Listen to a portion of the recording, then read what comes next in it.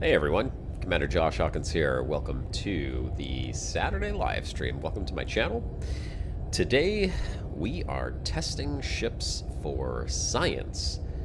Why? Well, because every ship's got a breaking point, and we need to know what that breaking point is. So we're continuing our testing of these ships as we did last week on the live stream. We tested the Sidewinder, the Cobra Mark V, the Crate Phantom, and the ship that I'm currently in right now, the Mandalay.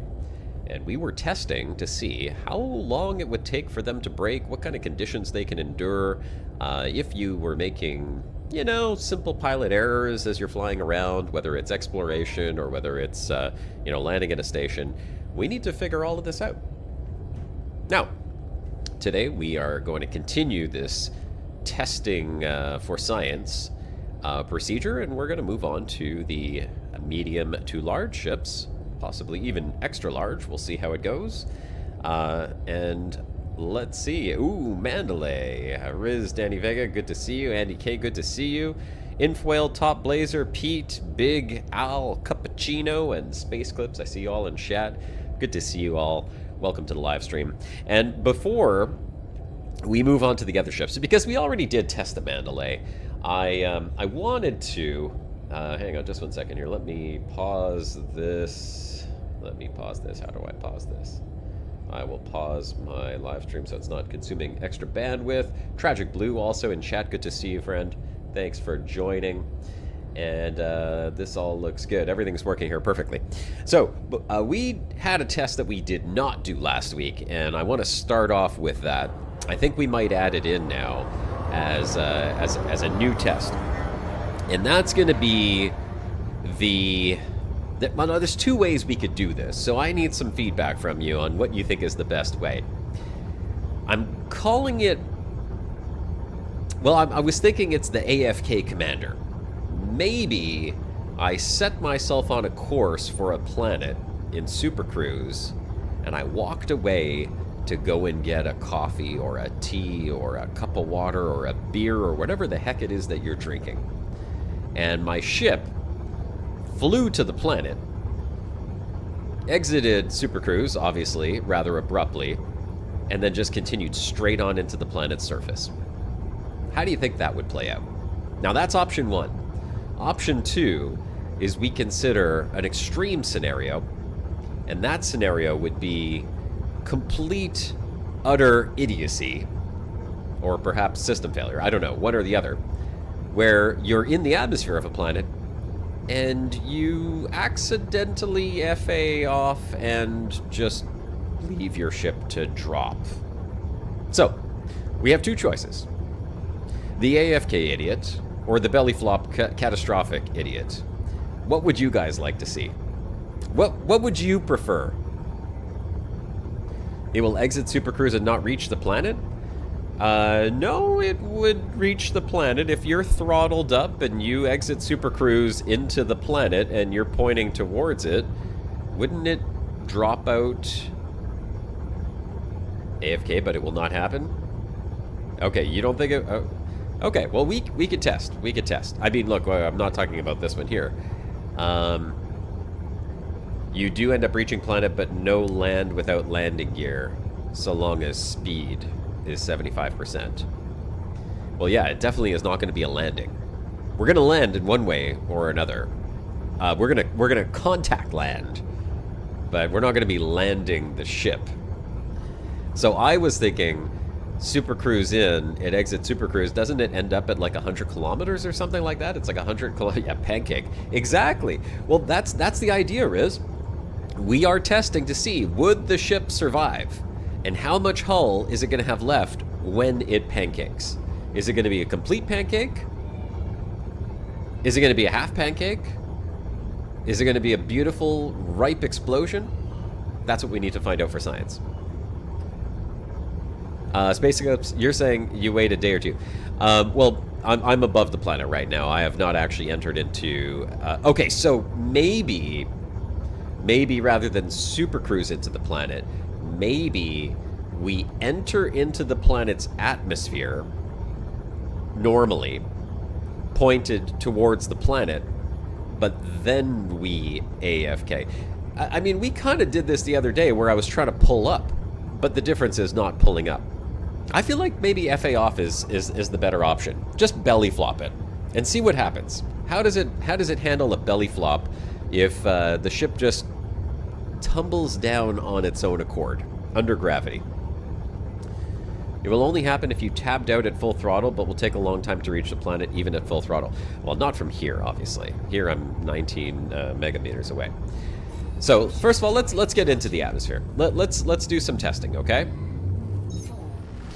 So you're saying if I super cruise into the dropout zone, which would be right here, I know I'm going to drop out of super cruise at some point here because I'm entering too fast. Right? So we're coming in. We're coming in. We're at 2. We're at 1. We're just going to test this part for science. Oh, so it's orbital flight. Yeah, no, this is what I'm talking about. We're going to hit the planet. We're definitely hitting the planet. This is the high G planet, by the way. So this is how we very quickly dispatch of Mandalay and return ourselves to station. Let's assume that we're not at full throttle for the super cruise. Test number 1. Perpendicular glide. Well, we are coming in hot here, folks. Dropping from orbital cruise. You know what? We'll even give it full pips to shields. Just cuz. Alright. Hey, look at that. I went AFK. Oh, gosh. Guess I really needed that coffee. I'll be back in a second. Let me know how this goes, okay? How do you guys think this is gonna go? Not so well. I'm gonna say not so well. We are at 2.8 Gs. We are going full throttle. Oh, this is bad. This is the end. I'll be fine. Yeah. Oh! It survived! Oh my god, good job, Mandalay! Holy crap, okay, I wasn't expecting that. Wow. Yeah, that's gotta go onto the spreadsheet. So this is it. Holy.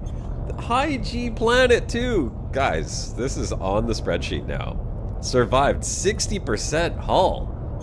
That was not a proper AFK? What are you talking about? I was full throttle. That was full throttle. Full throttle AFK. Straight into the planet. How, Space Clips, how do you say that was not a proper... I saw the planet? Well, yeah, that's what I'm saying. I'm saying, like, if you had aimed exactly at the planet and kind of walked away from your ship or your desk and you came back, that's what would happen. Mandalay is still, like, leading these tests, man. Okay, I gotta add a new... we're gonna call this AFK test. 60%. Down to 60% hull. That was impressive. On the high G. Hold on, we'll call this, high... My cup is in the way. High G planet. High G AFK test. Unless you guys think there's a better way to do that. Is there a better way to do that?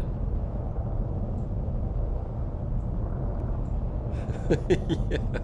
Fingers off keyboard, cup in hand.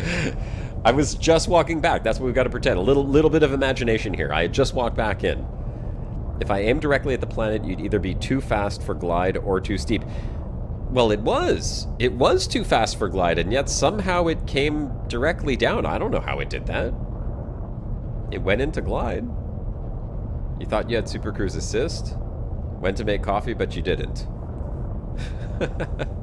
Just do AFK from the star, as everyone does? Oh. So... Okay, Space Clips, you're saying... From Super Cruise... landing in the system and then flying straight into the star To see what? How long it survives? Experiment needs repeatable results? Well, that's the whole point, Big Al. We are going to repeat this now on the other ships. I mean, we're not going back. We're not going to go do this on Sidewinder, Cobra, Crate Phantom, and Mandy. This is going to be the test of the bigger ships only. But, no, from the star to the planet. You know, I think from the star to the planet, I'd like to try that, but that's going to be a bit tricky. I mean, how in the hell would we perfectly line ourselves up for that to make sure we hit the planet from the star? With SEO, we don't need as much run-up. Yeah, but I still have to be able to hit the planet, right? Cruise assist? Would that work? So if I set it to cruise assist, and then I turn cruise assist off and I don't touch the controls and I just let it fly, would that actually work? You think that would hit the planet? I mean, we could try. We could try with this one here while we're... I don't think we need to, though. I mean, it's the same... Yeah, it drifts. That's what I thought. It's going to drift a little bit. I think it's the same effect if we just kind of like what I was, like in orbit above the planet, pointing at the planet, engage Super Cruise, and then fly straight into the planet just like we did, and hands off and kind of pretend like we're AFK. Use Cruise Assist will work. Yeah. I mean, there's a couple of choices there. The other thing was... Oh, getting a planet in the way, Space Clips. No, I see what you're saying. But I think getting the planet in the way is just going to drop you out of Super Cruise, like you guys were saying, where it would take like days to actually get to the planet after that. So you would take damage, but it's just an emergency stop. It's not the same as... You're not going to fly into the planet. That's what you guys were saying before, right? So I actually want to hit the planet. I actually want to... I want to give it a nice little nuzzle, a little peck on the lips, just like we did. I think that's what we're trying to get to. And I mean, hell, for science, that was pretty spectacular. I can't believe the Mandalay held up like that. 60% hull. On a high G planet, too. 3 Gs. From 1 light second distance, aim directly at the planet, go full throttle, and tab out. Tab out?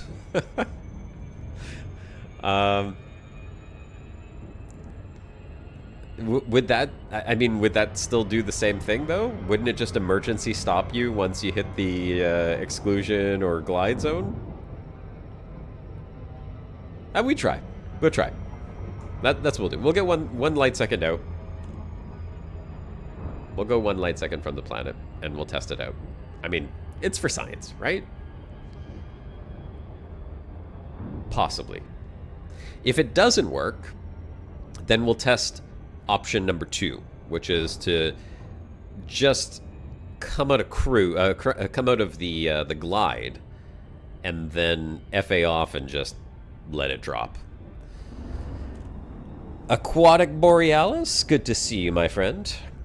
Come out of glide to 100%, then boost. That normally tests what you're looking to test. Just getting knocked out of Super Cruise when you hit atmosphere slows you down too much to do major damage. Okay. Well, we got a lot of options here. There's a lot of options. One way or another, ships are getting tested, scienced today. We're sciencing them. Oh, hold on. We are too far now. I'm going to turn around. We'll try the 1 light second. You bought a Mandalay, but you find it has power management limitations. You could bring it right over here, and we can test those power management limitations out just as we're testing this out. We're definitely too far now. Dakota Shea, all the way back to the bubble just to get back heavy into exploration. Well, we're doing a different type of exploration today, right? This is a whole other level of exploration. All right, let's see. I'm aimed right at the planet. I think we're pretty center on here. I'll try to keep it center on. Full throttle. SEO. Let's see if we can hit it. Whoa! Well, we threaded the needle. Not quite what I was expecting there. What system am I in? HR 4979. Okay, we missed. So this is what I was worried about. It's hard to aim at a planet and actually hit it when you're in Super Cruise. Let me try with the, hold on. Let me try with the, which planet is that? 56 light seconds out. Too many things on the nav bar. It's this one. We'll do the Super Cruise Assist in orbit. Let it line itself up. So it should be nicely lined up now. And then we'll turn this off. And then we're just going to throttle up. Full speed. Full speed ahead, Captain! Let's see what happens. Aim down! Ah! Oh, that's what I thought. Yeah, that's what it does. So it would probably have done the exact same thing had I hit atmosphere rather than just kind of in between the rings and the planet. The planet's right there. You can't see it. It's all black. Yeah, let's do the FA off. Okay, so we gotta jump back out here. I'm gonna do FA off, and I'm just gonna let it drop down to the planet. So it will miss. That's the answer. It'll miss. And that was with the Super Cruise Assist lining itself up. It still kind of missed the planet. In Mandalay, heading to Beagle for the first time. Taking too long hitting all the exobio on the way, though. Yeah, it's a journey, man. Every planet is its own exploration journey in of itself. Use Cruise Assist will work. Well, that's what I just tried, Andy. So I don't know if that would work. Plus drift, FCA keeps adjusting. Okay. Bounces off atmosphere. Yeah, it did kind of seem like it bounced off the atmosphere, right? Kind of like skipped off and went to the side a little bit. But I like the FA off, and just gonna like see how gravity does its work. We'll have to set a fixed distance too, and the Mandalay is probably not going to be the best test because it's already taken some damage. But we're gonna science it anyhow because I want to get back to the station and we gotta try out the other ships. This is just a new test we're gonna add to that. And I think that the flying straight into the planet, I mean, that was pretty wild. It survived that. Straight 90-degree pitch down angle, straight into the planet, full throttle, right out of the orbital glide. That's impressive, man. The Mandalay's a beast. Yeah, Super Cruise Assist will put you into orbit. That's why I used it to line me up, and then I turned Super Cruise Assist off. You got a new HOTUS? VKB? Trying to get the mappings down? I'm in J. Hawkins. We are in the J. Hawkins private group. Alright. Have we made it to the sunny side of the planet? Right over here. The crater needs souls. Let's pick a crater to feed some souls to. I think that crater right there looks hungry. That one. Yes, this crater right here looks very hungry. Will I touch Star Citizen anytime? Star Citizen touched me in inappropriate ways, and I'm not too thrilled about it. There. That's the crater right there. We are going to position ourselves right above it, and then we will give ourselves a little bit of catastrophic idiocy. Yeah, I think this is as good a spot as any to drop into the... Yeah, that looks good. Alright, let's at least get down here. We'll get into the drop area. Yeah, Space Clips, if you want to know about my adventures in... Hold on, actually, let me finish that thought in a second. I don't know why, but this crater lit up with the red thing and the little arrows looks like a smiley face to me, or like... It literally is the possessed crater. It's got eyes and a red face, and it's ready to consume my soul. Will I touch Star Citizen anytime? Go watch the Star Citizen live stream I did a couple weeks back and see what happened to me, because I'm not going to repeat it. It'll be the umpteenth time that I've done so on stream, and I just don't want to relive those moments. I want to play Star Citizen, but I refuse to go back to it right at this moment.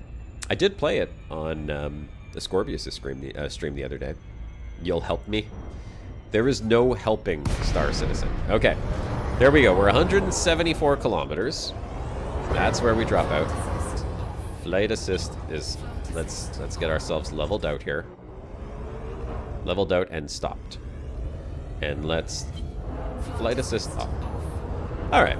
I think that'll do. Yeah. Yeah, this is good. We got a nice view of the descent.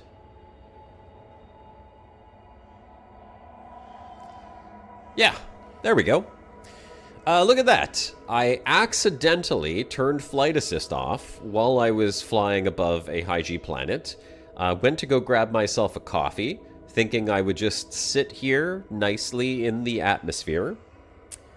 And, gosh, it has taken a long time for that water to boil, isn't it?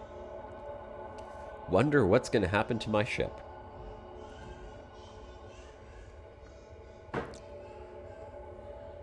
Definitely is a nice view. We are going... How fast are we going? 500... What is that? 500 speed. I mean, it could take a little while. Ooh, this is a fast descent. Technically, it should speed up. Is 500 just the limit of what it could show me? Because, I mean, gravity is going to continue to accelerate as we descend here, right?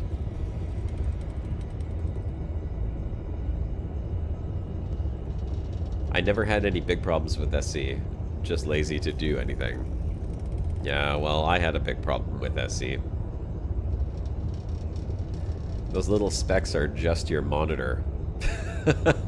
Of course, it's just my monitor. But I'm AFK, so I don't see them anyhow, right? I'm making a coffee right now. Ooh, I'm feeling good about this one. This is real science right here. This is the real science. We'll set it into a slight drift. This is a hungry crater, guys. This crater is very, very hungry. To gain speed, hold vertical thruster up. I don't have to hold anything up. I'm just letting it fall. Next time I play SC, you'll help me stay out of space jail. Thank you. There's no keeping me out of space jail. All right. We should literally start like a gambling ring on the ship tests. Do we let it tumble like this too? Without an atmosphere, is there terminal velocity? No, that's what I'm saying, Danny. There technically should not be any terminal velocity when you have no atmosphere, because there's no friction. There's no friction to slow you down. And I am pretty sure that this planet does not, yeah, it has no atmosphere. So we found, I mean, we might not have found the breaking point of the Mandalay yet. I think the breaking point is inevitable here in 78 kilometers. But we definitely found the breaking point. Oh, we did speed up. Hold on, we're at 502. How did we get to 502? You'd think it would be going a hell of a lot faster than that. Should be exponential acceleration right now. 502. Get out of here. Okay, here, you know what? I will give it a little vertical thrust just to see if that actually speeds it up anymore. Okay, hold on. Let's balance out here. FA off is tricky. And we're gonna vertical thrust down. No, it's not doing anything. Nothing at all. You could be AFK, but you could also be distracted by menus with FA off. Exactly! Never happened to me before. We're getting close though. 52 kilometers. All right. Ladies and gentlemen, place your bets. Place your bets. We've got the Mandalay at 60% hull, coming in fast. 502 speed currently, FA off, falling down at a rapid pace towards this 2.8 something G planet. We are seemingly not picking up any speed. You thought that if there's no atmosphere, that would just mean terminal velocity is easier to reach, or is that ballistic speed? Gravity does not have a terminal velocity. It is a constant acceleration. So we would be speeding up as we continued towards the source of the gravity. We would not hit a terminal velocity. Terminal velocity is the maximum speed that you could travel through a medium, like air. So, good evening. What's going on here, Rentoa? Well, you'll find out in about 25 kilometers. 23, 22, 21. You can see where this is going. Down. So we're testing. We're testing the breaking points of different ships for science, given you accidentally, in this case, had FA off while you were in the atmosphere of a planet. Ooh, it's sounding like we're getting close to the ground, boys. All right, boys and girls, here we go. 9, 8, 7, 6. No, 7. I'm too fast. 6, 5, 4, 3, 2, 1. Oh boy. Are we gonna bounce or are we gonna explode? Oh! It's alive! Oh my god! Oh no, it's not. It survived the first bounce. I saw it. It was 15% hull. Hold on. That's getting marked down. Holy crap. Okay, I need to add... We're going to add... change this to FA off 174 km. That was crazy. 60 down to 15% hull. It actually survived. I mean, it didn't survive the bounce, but it survived the impact. The Mandalay is a beast.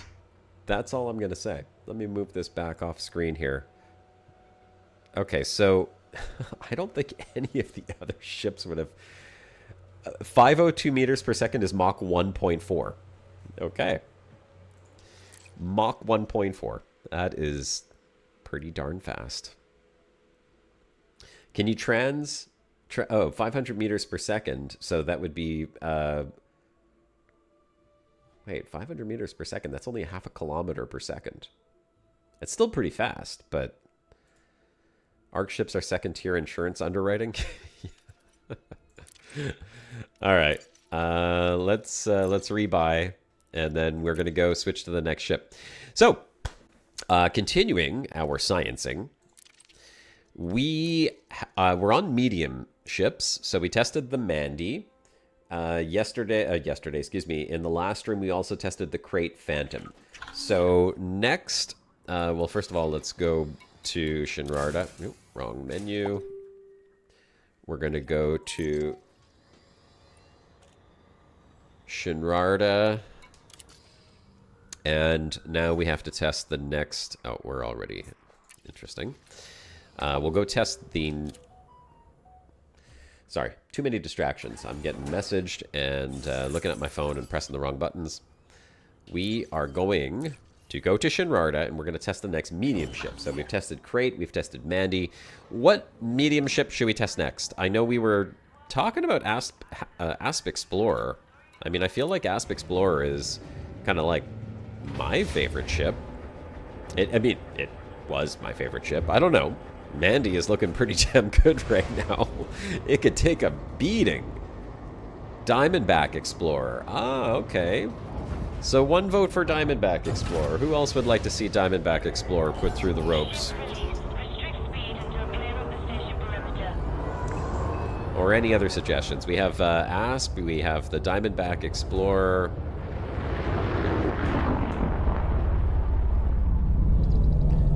Oh, DBX is small?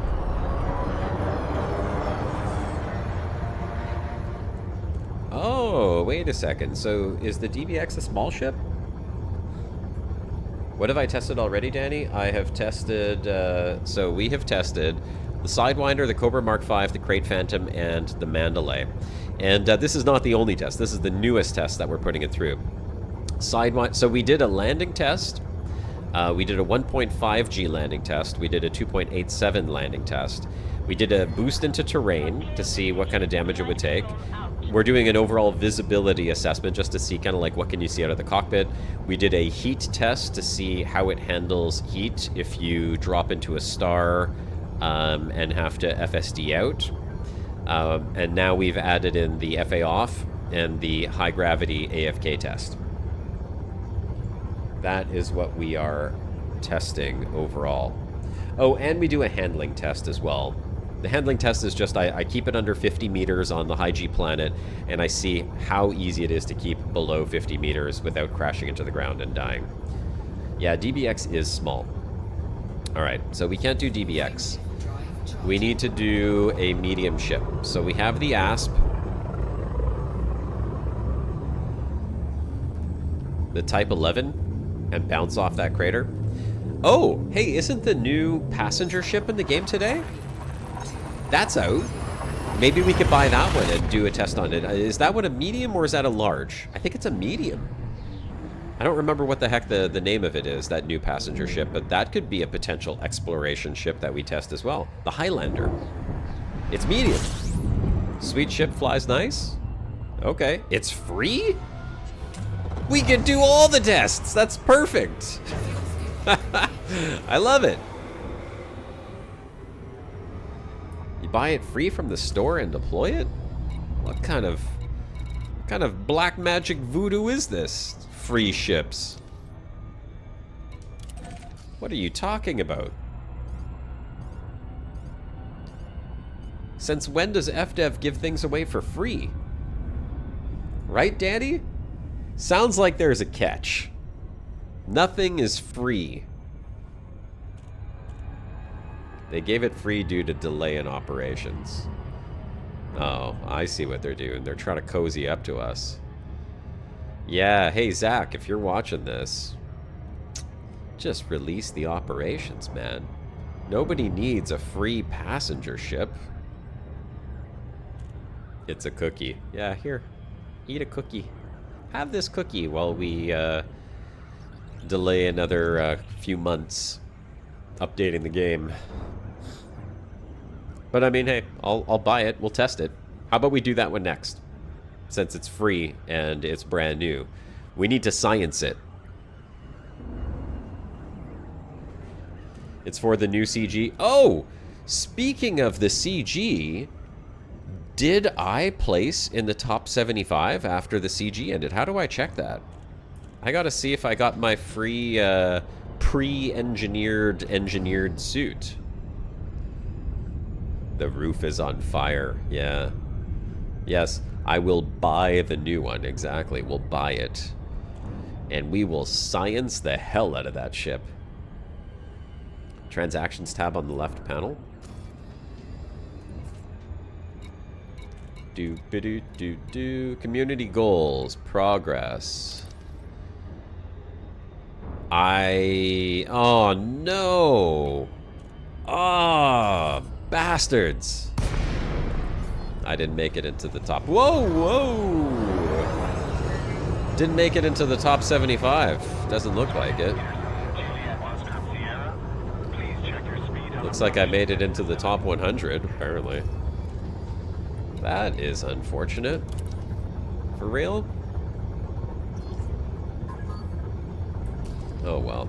I spent so long doing that, too. All of those commanders with their fleet carriers bringing in like hundreds of those artifacts and just dropping them off last second to drop me out of the rankings. You bastards. Your alt commander got top 50? How many did you turn in, Top Laser? That is a lot.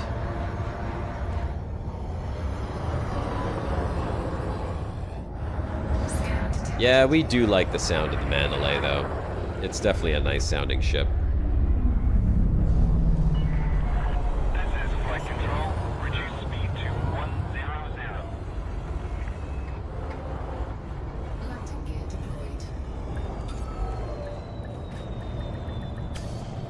All right, let's get the next ship. Yeah, I'll wing you in, Spike. No problem. Docking complete. Perform landing checklist. Infwhale is here. Invite to team. Spike. Invite to team. There you go, boys. Welcome to the squad. Infwhale, I sent you a squad invite too. You guys can help me science these ships. All right. So, ARC's menu. How do I buy that? Is it pre-built ships from here? I'm guessing it is. Oh, here it is. 0 ARCs. Hell yeah. Free ship. That's nice. Purchase successful. Oh, so we got the question answered as to why they have 4 entry points. I saw it on Burpit's video. And they actually are entry points. I think that's really cool, actually, what they did with it. Has anyone seen that already? You see, did you see what you do with these things? I'll show it off right now, actually. So here, let's switch over to that ship, and we'll take a look. Where is it? Lynx Highliner. Destroy pre-built ship. No, I don't want to destroy it. How do I just want to switch to it. Ready to deploy. Oh, deploy. My eyes just went cross-eyed for a second there. I saw destroy pre-built ship. I'm like, why would they want me to destroy it? That doesn't make any sense at all. Okay. Shipyard. Now we can switch. Use this ship.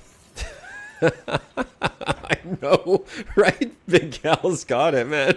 Too much destruction on my mind today. Destroy! Well, I mean, that's what it was like a Freudian slip of what's going to happen to the ship, okay? Literally foreshadowing what's to come on this stream. We will deploy the ship. That's all we're going to do. All right. Ah, this is so cool. So they finally... I asked this question last week. I said, why would they make some kind of weird announcement about the fact that it has 4 entrances? I was like, who cares how many entrances it has? You literally just go to the blue beam and beam me up Scotty, and your ramp just sits there and it doesn't do anything. Your commander has joined your team. Infwhale has joined the team. So, why did they make a big hoopla about 4 landing pads or 4 onboarding ramps? Is because you can actually go up the ramps now. And look at this, you can go inside the ship. It's not shipping. Well, I mean, technically, you could say this is ship interiors. It's just a small part of the interior. But how about that, hey? And they put the blue thing inside the ship. I mean, I kind of wish it was like this on every ship. I kind of wish I could just get into the ship like Star Citizen, mind you, but we can't. But this is it's a step in the right direction. Deploy, aim, destroy. Yep. 10 years to get to the cockpit. Hey, Devil Sons, good to see you.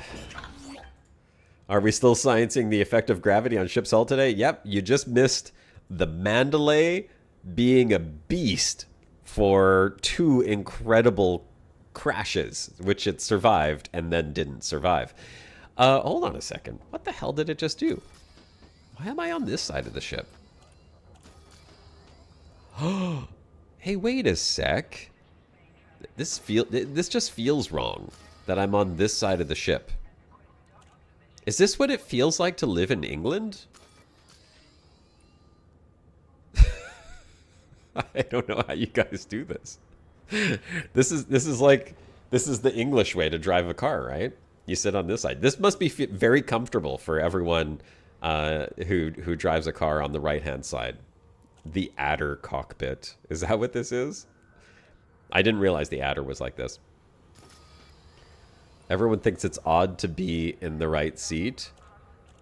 What, even... So, Starred, do you think that the folks over in the UK who drive on the right side of their cars, because that's how cars are over there, do you think that they feel uncomfortable? Let's put it to a poll. Who here's from the UK, first of all?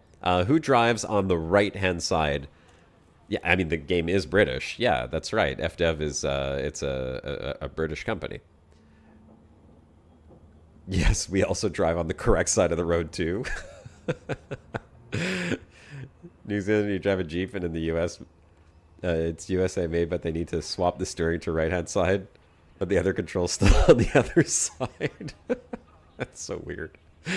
Okay, hold on. I want to test something, though, because I think... Could I be... Is it possible that I'm in this seat because I got on the back of the ship? Lieutenant Evil Dead, good to see you. Welcome to the stream. Let's test. Okay, first of all, science number one. Am I at the back of the ship now? I am. No, I'm at the front of the ship. Never mind. Okay, so I got on at the back, and I ended up on the right-hand side of the front. Let's try if I go up this ramp. I know this is so stupid because I literally just came out there. Maybe it's like one of these like non-Euclidean geometry kind of things. Like if I walk in backwards at a 45-degree angle with my left eye closed and then I go in, it's going to put me into the left-hand side. Let's see what happens.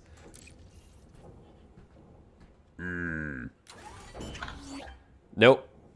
Nope. It just puts you on the right-hand side. Okay, that's so weird. That is so weird. I tried Space Clips. I did. I really did try. I mean, hey, you gotta try what you can.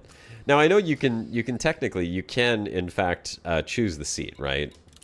It's like if I disembark and then I just come over here and I choose a different seat. I don't know if I could fly from there. I don't think I've ever really tried that before. Oh, I can't. Okay, so this is the official pilot seat. I thought maybe I could choose a crew seat, but no. We are officially piloting on the right-hand side. Left-hand side is co-pilot, no navigator either. It just feels weird. And I know, it's sort of strange because, I mean, I live in Canada, so we don't drive on the right-hand side. I don't know how my brain would ever make that switch if I went to the UK and had to drive on the right-hand side of the car. Even just, like, shifting gears left-handed, that feels a little strange. Okay, fair enough. Let's get back to sciencing here. So we are going to do the same outfitting that we did on our other science vessels. Oh, pre-built ship modules can't be stored? What? Do I have to replace the module in order to store it? Come on. Come on. Don't make me do this. What? How do I get rid of this? I got rid of the pre-built modules on the other ship that I was flying. The same as in the Python, or no? I don't think it is in the Python. The Python, you're on the left-hand side. I'm pretty sure you're on the left-hand side.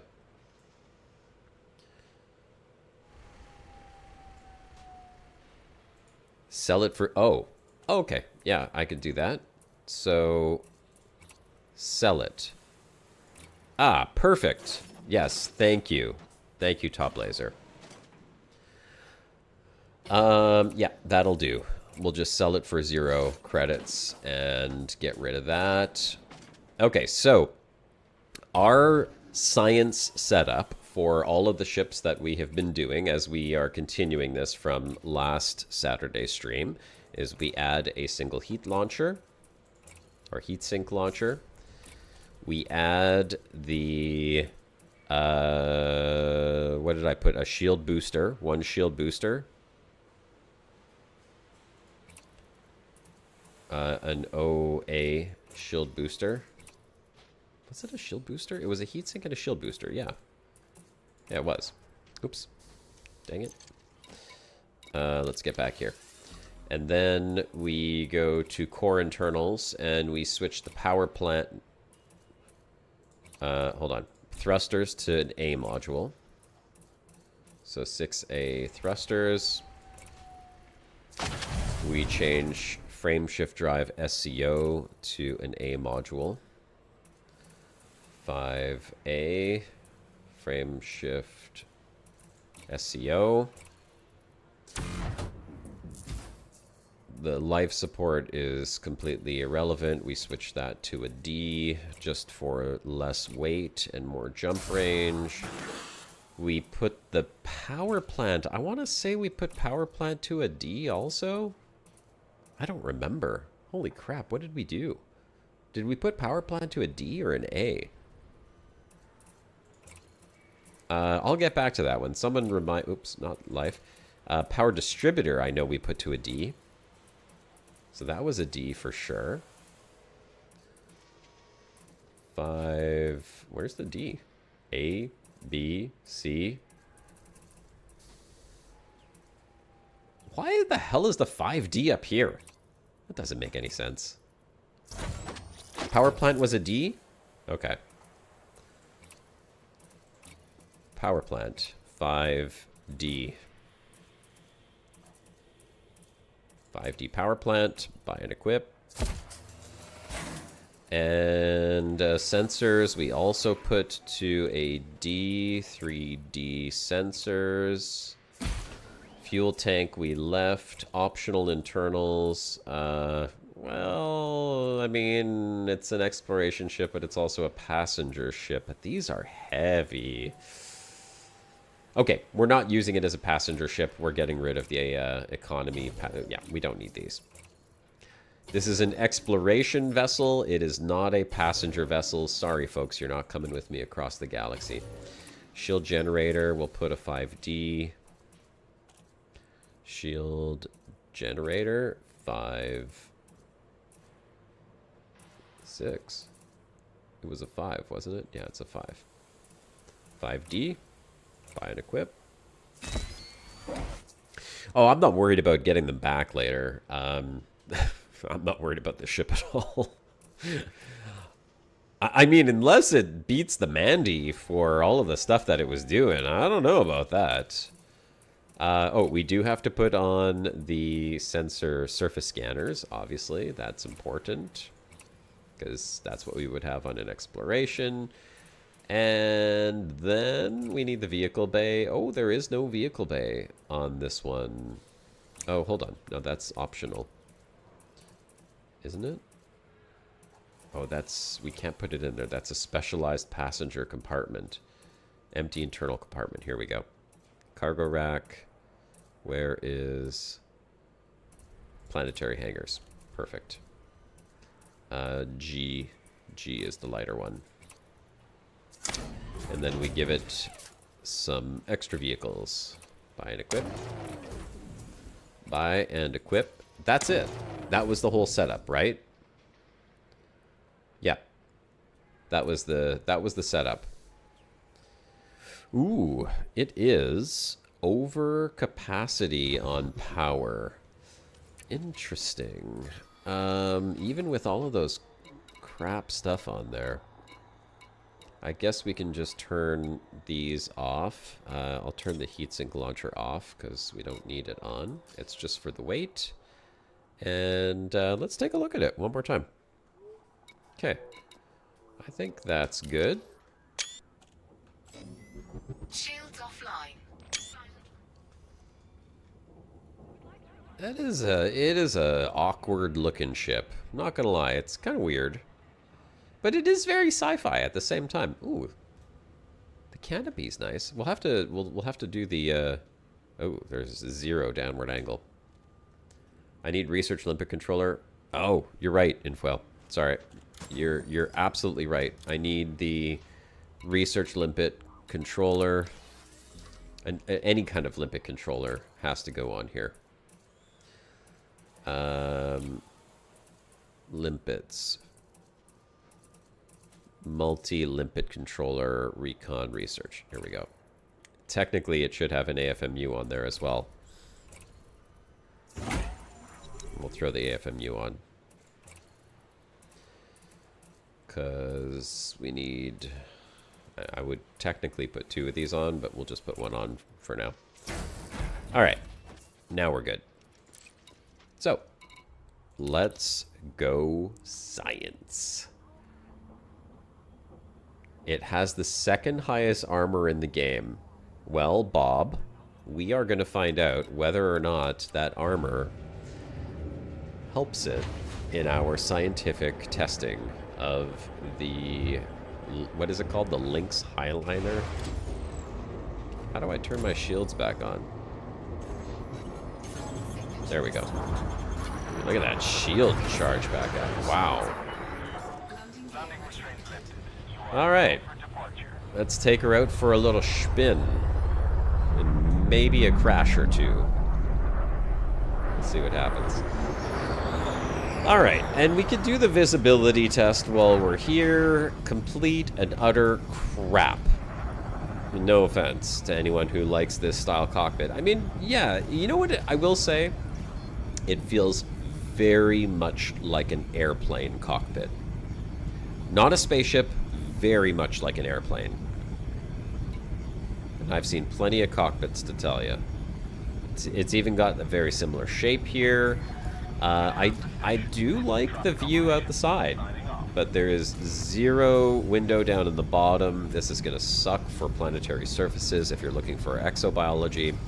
Almost no visibility out the top, save for the little sunroof right there that you're definitely not opening up. Nice view at the front. Feels very much like a passenger airliner. So, we can give it on the visibility. Let's see. We got to add this on here, so we are doing the links. Visibility. Where's my visibility? Right here.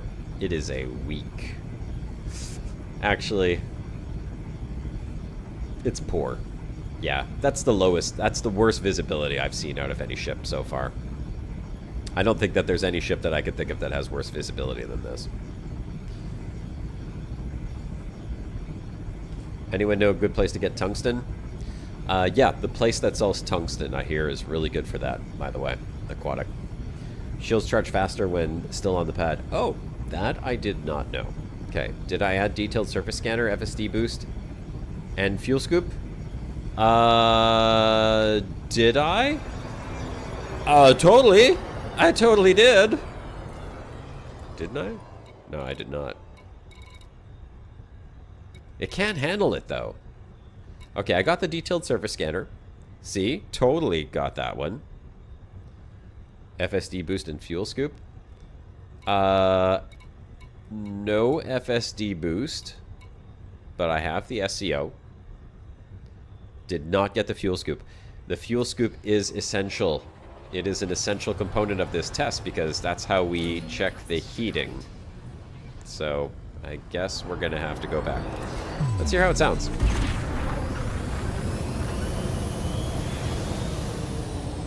It's not bad. It's not bad.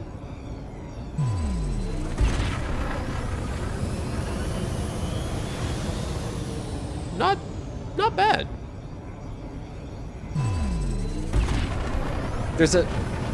I'm sure there's a bell ringing sound in there. Hold on a second. Listen carefully.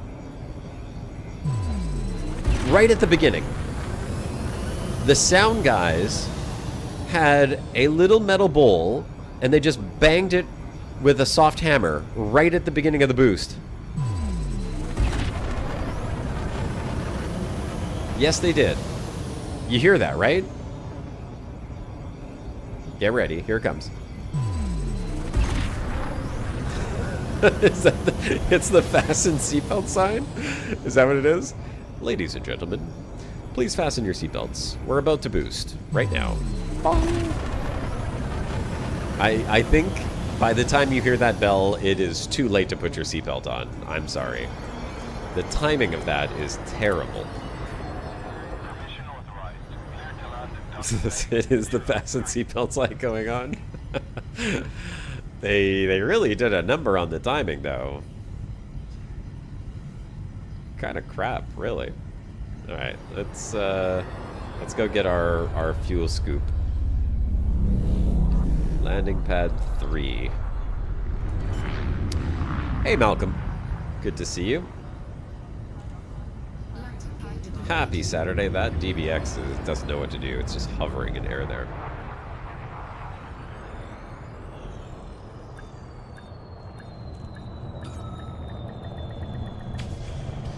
Imagine being in the bathroom. That is always my nightmare when I'm flying. Being in the bathroom when you hit turbulence. Just... oh my god. It's like a shake and bake. That's how a chicken feels when you shake and bake it. All right. Come out all covered in blue. Actually, I don't think they put that in the toilet anymore. You have a size 6 fuel scoop. FSD boots. FSD boots. Oh, right. I forgot the cargo rack.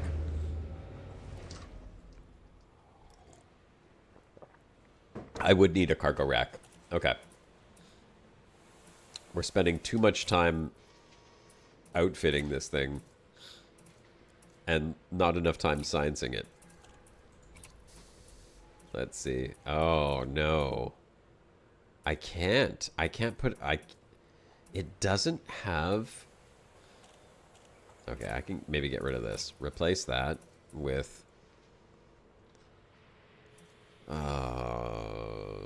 no.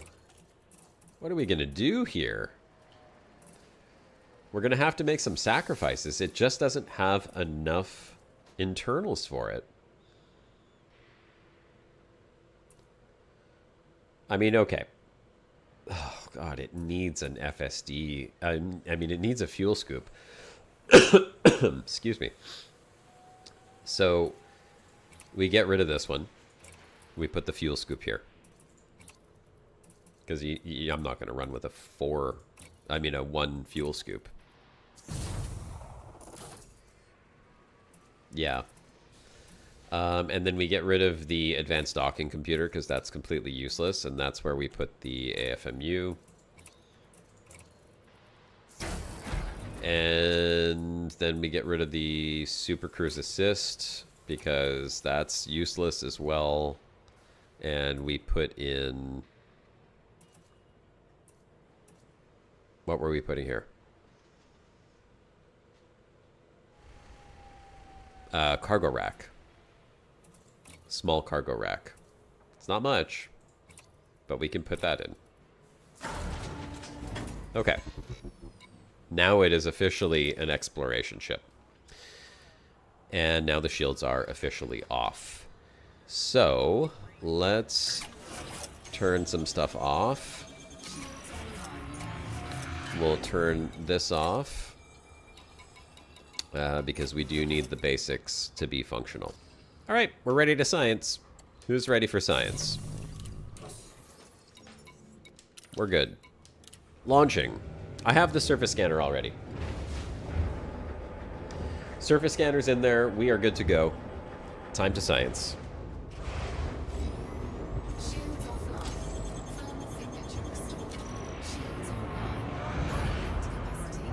So I guess when we're on the pad, we're still linked into the plug. They don't detach the umbilical plug for the shields until you're fully off the pad. It's good to know.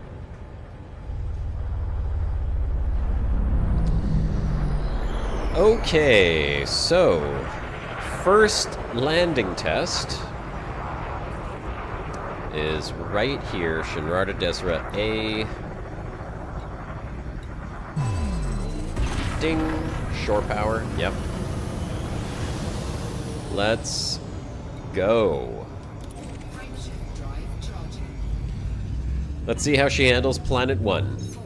Now, if you are just joining this week's live stream and you don't know how we run these tests, the first test that we do is a 1G landing test. And it's a very simple test. We come in at a 57-degree descent angle. We maintain that 57 degrees at maximum throttle straight down to 1.2 kilometers. And at 1.2 kilometers, we deploy landing gear and we try to pull up to see if the ship can recover. What we're trying to do is simulate stupidity. If someone, well, I mean, maybe it's not stupidity. In my case, it's probably stupidity because I've done it too many times. But it's, oops, I forgot to pull up at the right time. Or, oops, I wasn't paying attention and I had my throttle down as I'm coming in to land on a planet. So this is a, pretty common exploration mistake. Just not paying attention to how high off the surface you are And obviously, we need to find out how the ship can handle that type of a descent. You don't think it's going to recover? Well, put your bets in chat right now if you think it's going to recover or not from the 1.2 kilometer pull-up. And this is a 1G planet. We've had a couple ships that did not survive this. Which one? Failed. The Crate Phantom failed the 1G descent. What did I put on my notes? Hang on one second. Oh, okay. It actually had... It had 42% hull, but it still failed. It lost like 60% of its hull on a 1G planet, and it was not able to recover. It'll be fine? You think so? It's going to airbus into the ground? I guess we'll find out. We shall see.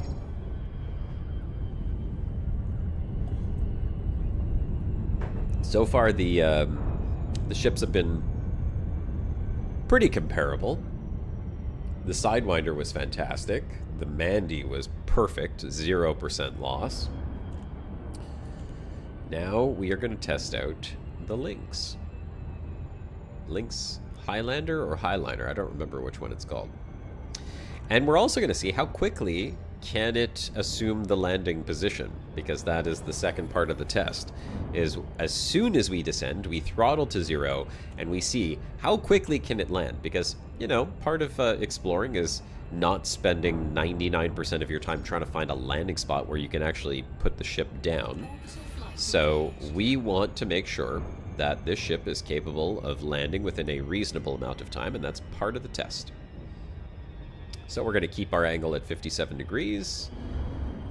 I'm going to aim for this terrain. This is the terrain we've been looking at the whole time, the whiter portion of it, because it's a little bumpy, but not too bumpy, and also not too flat. My throttle is at max.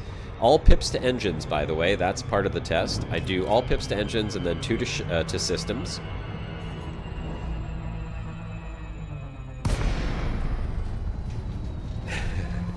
All right, here we go. Coming down, coming down. All right, 2, 1, deploying landing gear now, pulling up. Nope, nope. Oh, it's so hard. Okay, 78% hull. It did not recover. Okay, when that thing is in a descent, it does not want to pull up, man. It did. I had the throttle, the joystick pulled all the way back, and it was just slowly inching upwards. Slowly. That was terrible. 78%. Okay. Down to 78%. Hull. Yeah, no, you were not wrong. Let's test the landing. How quickly can it find a landing spot? Oh, look at this. Okay, so I didn't... Oh my god, it is heavy. It's a heavy ship. Okay. There we go. Land. Landing wasn't too bad. Hold on a second here. Let's see the footprint on this thing. I mean, considering it's got all these, like, ramps apparently going into the ground. Doesn't care about the ramps. They'll clip through the terrain. But the feet of the ship...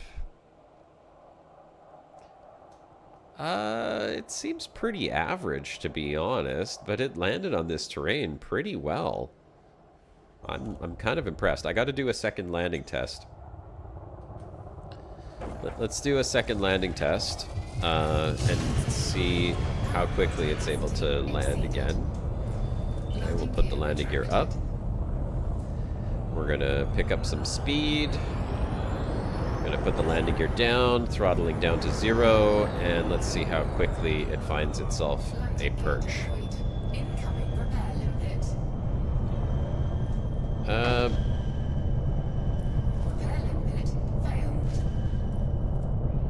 Okay, not too bad. I'm gonna say the landing was I'm going to say average. Nothing special about it. And it wasn't bad either. I mean, it was pretty quick, considering the terrain. Did we all agree? Was that pretty average landing right there? I'll show you what I mean about the way that the ship pulled up. Okay, so here, let me just lift off the ground here. Now, the turning is slow. It's slow. I'm not gonna lie, it's super slow. I don't like ships that turn so slowly. The rotation is also slow, and it's sluggish. I mean, I wish you guys could see here. I'm gonna simulate the direction of the throttle stick as I'm doing it. Okay, all the way to the right, all the way to the left. Look, look, look! It's just recovering. All the way to the right. It's just recovering. All the way to the left. Oh, it takes a while. It takes a while. But the vertical, look at the vertical. It is slow. Wow, it does not want to pull up. Or nose down for that matter. This is not going to survive the other planets, guys. I can tell you right now. It's not going to. Alright. Spike or Infoil, one of you guys want to throw a repair limpet on me and we'll get the hull back up? I mean, we don't have to, but if you have one. Much better when engineered. I mean, that's fair. All ships are better when they're engineered, right? But,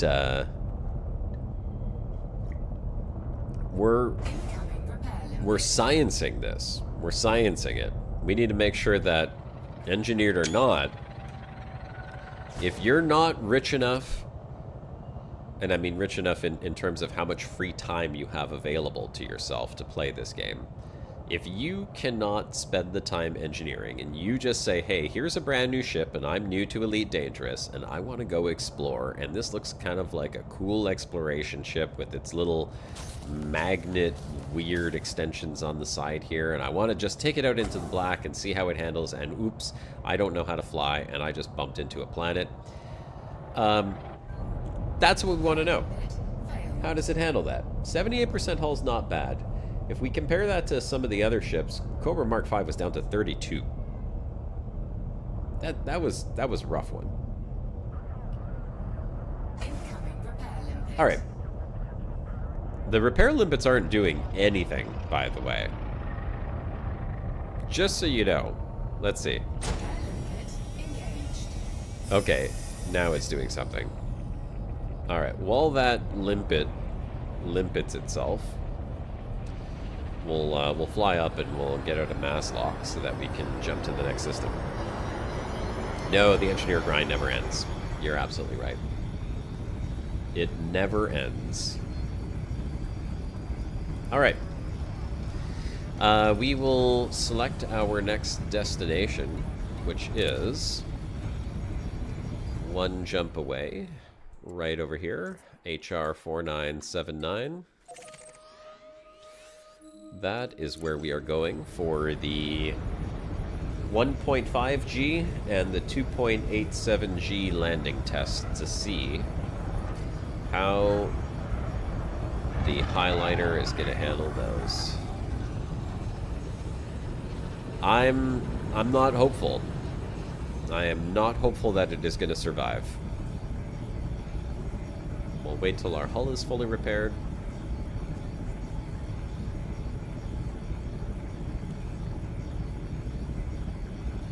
The magnet engines looks like Redeemers in SC. What does the Redeemer look like? Let's see.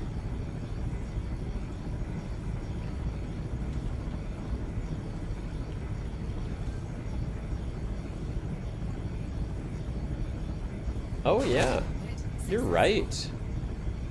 It does. That's interesting. There. You're absolutely right. Look at that. Good catch there, Danny. I mean, the rest of it is a little bit different. It kind of looks like it's chopped off right here. So if that tail actually is yeah, I'm assuming that's there. You chop that tail off and it's got a very similar look to it, doesn't it? Yep. I can see how you would make that comparison. Even this angle here, it's very similar. Just add 4 ramps off to the sides of it and get rid of these wheels underneath the magnet shapes. Alright, next test. Crashed Anaconda and BD49 1280 body B2 should have tungsten. Oh, okay, that's for Aquatic Borealis. Thank you, Devil Sons. I'm sure Aquatic Borealis appreciates that.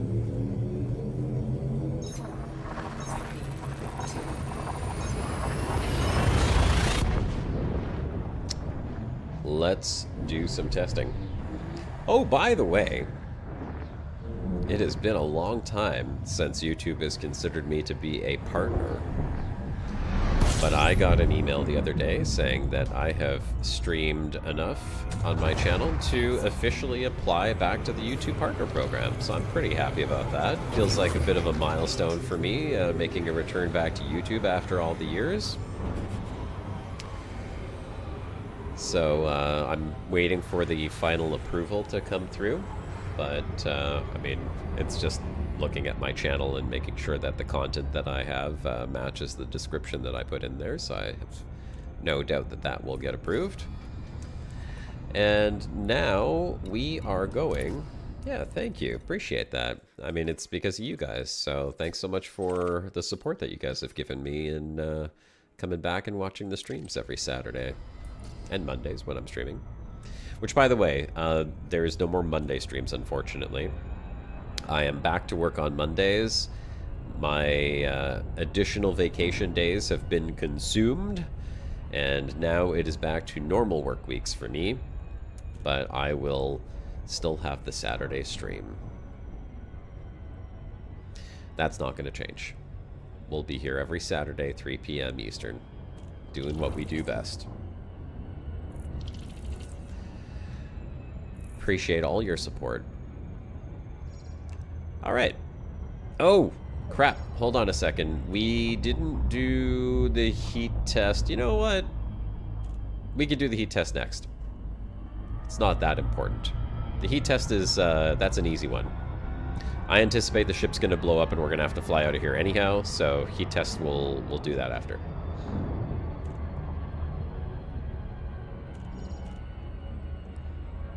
Let's go. Starting on the small planet, of course, 1.5 Gs. Where did my spreadsheet go? And and then transitioning over to... Oh, someone please remind me to do the terrain boost and bumpy test. We didn't do those on the other planet either. We'll do that on this planet. If it survives. I don't know. You guys were saying this thing has a lot of hull, but I mean, it just doesn't pull up. I'm not hopeful. This looks good. All right.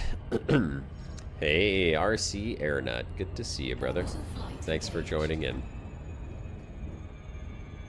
You're in just in time for the 1.5G landing test on the new Lynx Highliner.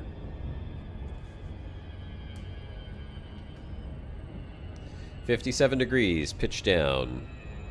Throttle up to full. Engines 4 pip, systems 2. We're good for the test. Here we go. Place your bets, folks. Does it survive? Yes or no? Yes or no in the chat if it survives.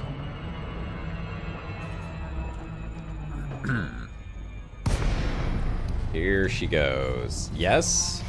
We'll find out. We will find out. 4, 3. Oh yeah. I don't know. I don't know. 2, 1. Pulling up. Thrusters up, thrusters up. Oh, wow, it handled that better than the 1G planet. It did. It totally survived. 44%. What the hell? I am confused how the game calculates this stuff out. Landing seems to be a little bit harder on this surface. I am very confused. 1G planet, it is incapable of pulling up. 1.5G, almost a perfect landing. Didn't take any hull damage at all. I gotta write it down.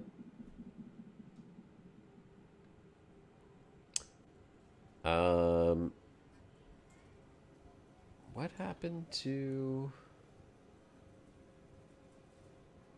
Where the heck? I lost a column on my spreadsheet. Insert column on the left. 1. This is... That's weird. I lost a column on my spreadsheet. All good. We'll just have to fix this. 0 shield, or 0 hull damage.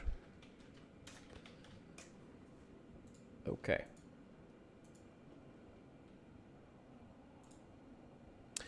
Good enough. We'll do the bump test and the terrain test, the terrain boost. Let me get the shields back up to full here. So, no landing gear. No, the landing gear was down. And I put the landing gear down on all the other tests as well. I deployed landing gear as I started to pull up. Because I wanted to do a rapid descent straight into landing to see how quickly it could land with a random spot. So that's always been there. Landing gear has always been down in the test.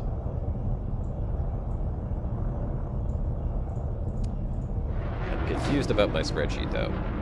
Oh, there's Spike and a Mandy. Yeah, that's a good landing, Spike. Just like that. Now get out of the cockpit on foot. Oh, I like the colors. The paint job is pretty sweet, Spike. That looks like, almost looks like Guardians of the Galaxy like that. Actually, that's what the Mandalay reminds me of. It reminds me of the ship from Guardians of the Galaxy. Shield is definitely taking a little bit longer to charge up right now. But we are almost ready. Almost ready. The Milano. What's the Milano? Is that the name of the... That's not the name of the ship in Guardians of the Galaxy, is it?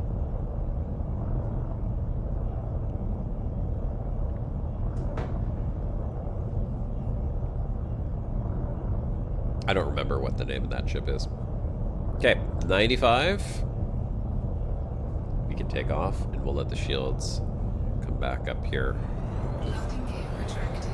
Alright, so we need a little clip. Clip on the mountainside. There's some mountains to clip into, and that's also where we will do our terrain boost test. Ladies and gentlemen, please fasten your seatbelts. The ship will now perform a series of collision tests. Your safety is of our utmost concern, of course, so please remain seated throughout these tests. The Milano is the iconic M-class spaceship used by Star-Lord in the Guardians of the Galaxy. Okay, so it is called the Milano. Perfect. Thank you for that. Named after Alyssa Milano. Yeah, I get it. I get it. Oh, hold on a second. Hold on.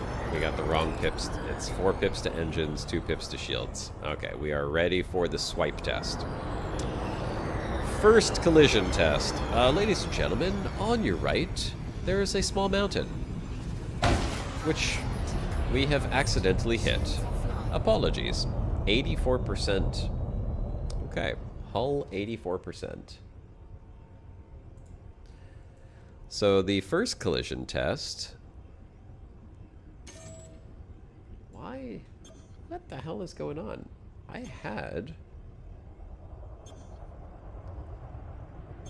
had marked this down. I don't know why. Okay. I don't know why it's not on there anymore, but that's fine. You've heard that the Lynx has unusually high pitch roll yaw under boost. Oh, we can test that while we're waiting for the shields to charge back up.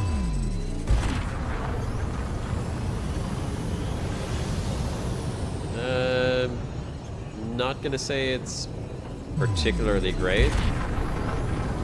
Oh, maybe the pitching up was pretty quick. Oh, okay, yeah, you could definitely see it change. Here, I'll just... Let me roll over here for a second. And when I boost, watch what happens. We'll come in like this. We'll boost. Oh yeah, the pitching is fast under boost. Look at that slow down as soon as it stops. The roll, let's test the roll under boost.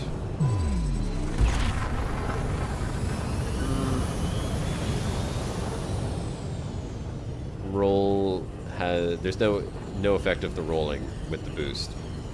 And the yaw, slightly better on the yaw. Okay, maybe double speed on the yaw, but the pitch definitely had a big impact. Yeah, it's still bad. Exactly. Still terrible. But maybe a well-timed boost, if you're coming in on one of those descents, maybe if you could manage to boost and pitch up, I don't think that's going to help, honestly.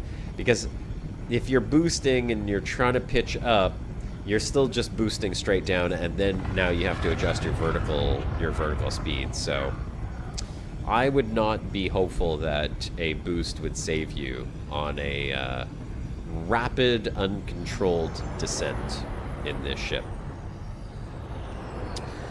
All right, there is our target mountain. Come on, come on, come on! Don't crash into the ground. Ah, okay, well, it saved me from crashing into the ground there because this thing just wants to crash into the ground, but holy crap. That is our mountain right there. That's our target. So as soon as the shields are up, we are going to do our boost test. Another very important part of the testing process, ladies and gentlemen, the next test is the terrain boost test. Because we all know that once in a while, you just accidentally hit that boost button while you're facing terrain.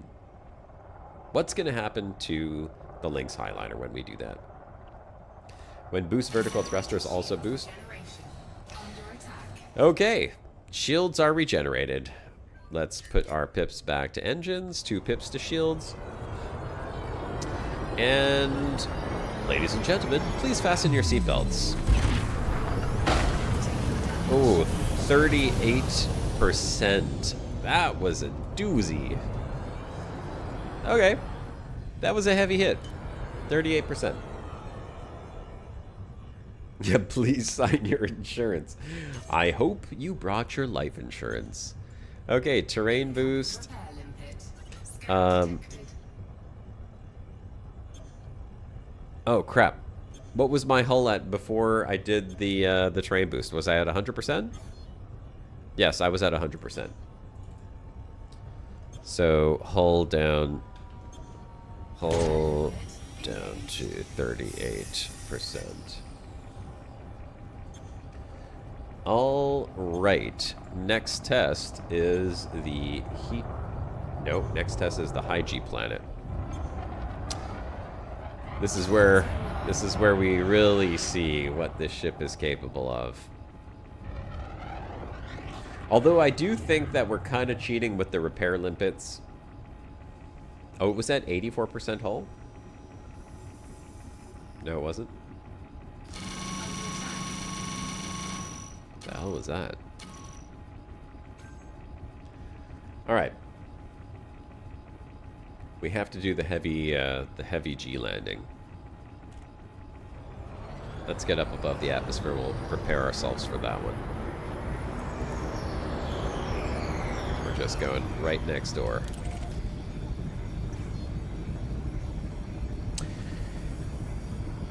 All right.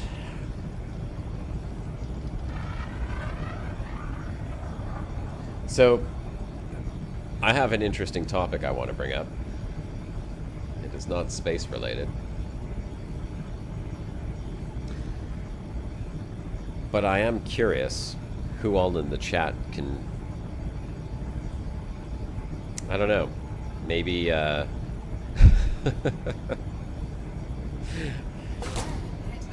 do I bring this up? My wife doesn't want to have any more children, which I don't blame her. I don't want to have any more kids either. And so we're talking about how that whole process would take place of not having any more children, which involves me going to get a vasectomy. There, I'm just going to come out and say it. And yeah, get the snip. There you go. Get the boys tied up. Now, I'm not particularly thrilled about the idea. I'm not going to lie. I'm not going to say I'm excited about it. In fact, it's quite the opposite. I am the opposite of enthused. But I've talked to a bunch of guys. I mean, guys I work with who rant and rave about how awesome their life is now. You know, it just, nobody has said that it's terrible. I think it's more psychological for me, not the after effects of it, but the process of getting it done. Now, between us boys, I'm kind of curious how many people have already had that experience who could at least reassure me that I'm not going to regret this decision. It's not about no, Spike, it's not about whether or not it's reversible. We are not going to have more kids. We don't want. My son's 6, and I don't want to go through that whole thing again. We're good. We're happy. You know, kids are done. Just get gold in the pull-out Olympics.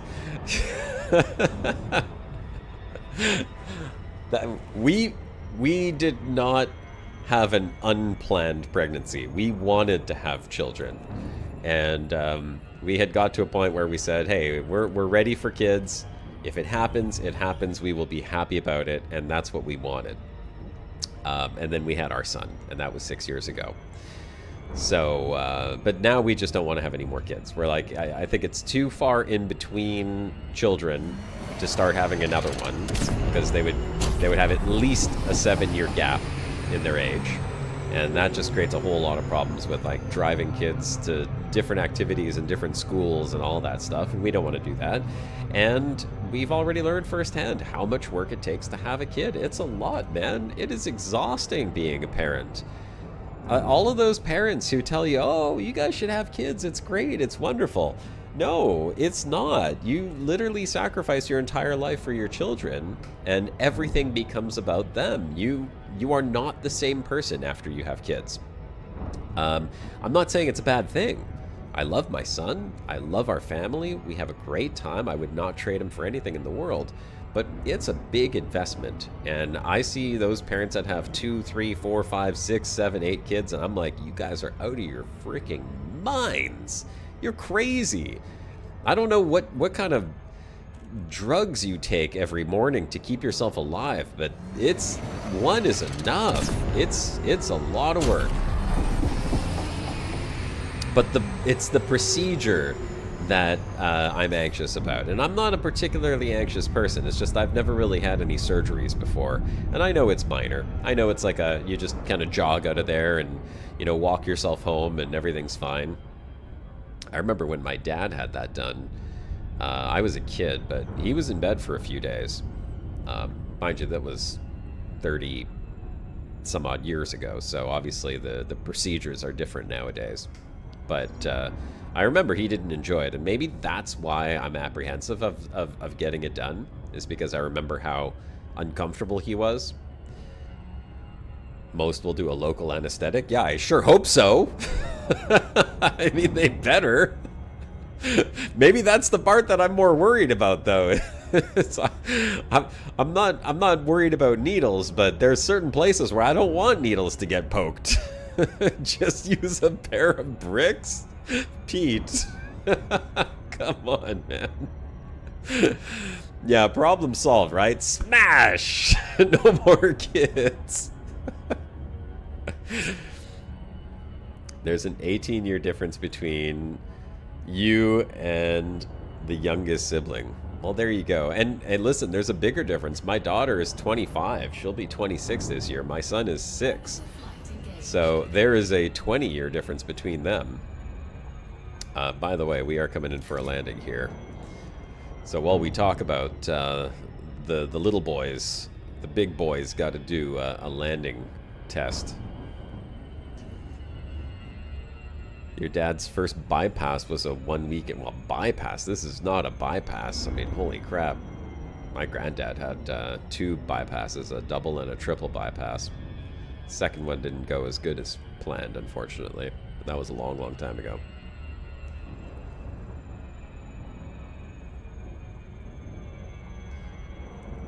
Your honest opinion is there should be the possibility for a conversation about who is getting the snip. Well, my wife already told me, she said, if you don't go do it, I'm going to go do it. And I don't want her to have to go through that, because it's a much more invasive procedure for women to undergo that, right? More risks, more complications. You know, for men, it's a pretty simple procedure. All the guys that I know who've had it done said, yeah, it's easy, it's great. Great. I don't know if great's the right word that they used, or the word that was in what they said, but okay. We are coming in for a landing. Oh, man. The ship doesn't like this, guys. The ship doesn't like this. It is not liking this. It's not liking it one bit. Vertical thrusters up. Vertical thrusters up. Yeah! Bam! 50%. Okay.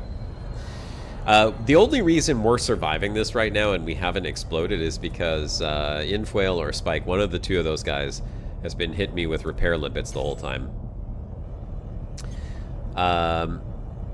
Novaceta, what are we testing? Well, we just finished testing, as you may have just noticed. That was the high G landing test, and this ship survived. A 50% hull, that's not too shabby. Let me mark that down, and we'll shift gears away from the boys getting snipped conversation to this one here. So that was minus 50% hull. We had the terrain boost, we did visibility, we got to do the heat test, and then we're going to finish off with these FA off and high gravity AFK tests. Not too bad. Not too bad. The Lynx Highliner, actually, hold on. Okay, well, I guess it's the worst so far of all of the ships for the amount of damage that it took. The next closest one would be the Crate Phantom. Crate Phantom lost 44% hull. The Cobra Mark V lost 38% hull. The Sidewinder, 23% hull. And the Lynx lost 50% hull. The Mandy, zero hull. Well, it lost 0 hull. Remember, it had 1% shields, so that was pretty amazing. We do have to do the handling test, which we're going to do right here. So let's see how this goes. Okay. Handling test, we full pips to engines, we stay below 50 meters, and we try to keep the ship from crashing into terrain at around 50 meters or less at full speed, and see how it does. This is surprisingly good, actually. It's at even though the pitch is so slow on this ship, it's actually managing pretty good so far. I'm impressed with this. Keep me honest though, boys. Make sure I'm staying below 50. I'm trying to nudge it back down when we get into these little dips.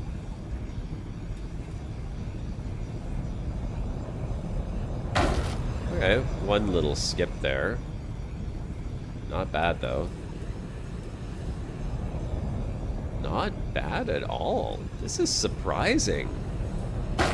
This doesn't make much sense to me. Considering how slow it pitches, I wonder if there's just something about the pitch angle or the slowness of the pitch that correlates to the way that it actually pulls off the ground. And it's taking these hits on the high G planet pretty good when it does skip. Okay, so low to the ground, this thing actually flies really nice. Surprisingly well. Okay, that one was a little bit intentional. Oh, wow. Terrain just decided to load in. Okay, that's weird. I wonder if there was some kind of weird terrain glitch and that had something to do with it. Let's see how it pulls up here. Pull up, pull up, pull up. Okay. Color me impressed by that. I'm surprised. I'm surprised at the low altitude handling. What about you select one most important criteria and then rate all the ships? Well, I'm just giving it an overall rating, Space Clips. So I mean, once we finish testing the rest of the ships, and we'll probably finish, you know, we're going to test a couple more today, or we'll test whatever is we don't get to today in next week's stream. We're going to give it an overall rating, but I think for a more detailed rating of the ships, I kind of want to do like one video on each one that breaks down each one of these tests a little bit more and talks about it. Because it's great to have it all on a spreadsheet like this, but I need to go back on the footage and double check and confirm everything that I've written down here. And then there's a few other tests that I'd like to put the ships through that I think are a little bit more important. Well, they're not more important, but they're equally important to the sciencing process, which would be like, how long did their shields hold up under fire? Can they survive, you know, the station guns? How long do they survive station guns? We'll do the flying into the star thing a little bit more thoroughly, like how long can they stay on the surface of a star? We'll do the FSD boost wall fuel scooping. Oh, inf. Oh, no. Oh, hey, you got one too. All right. Look at you, Lynx Highliner brother.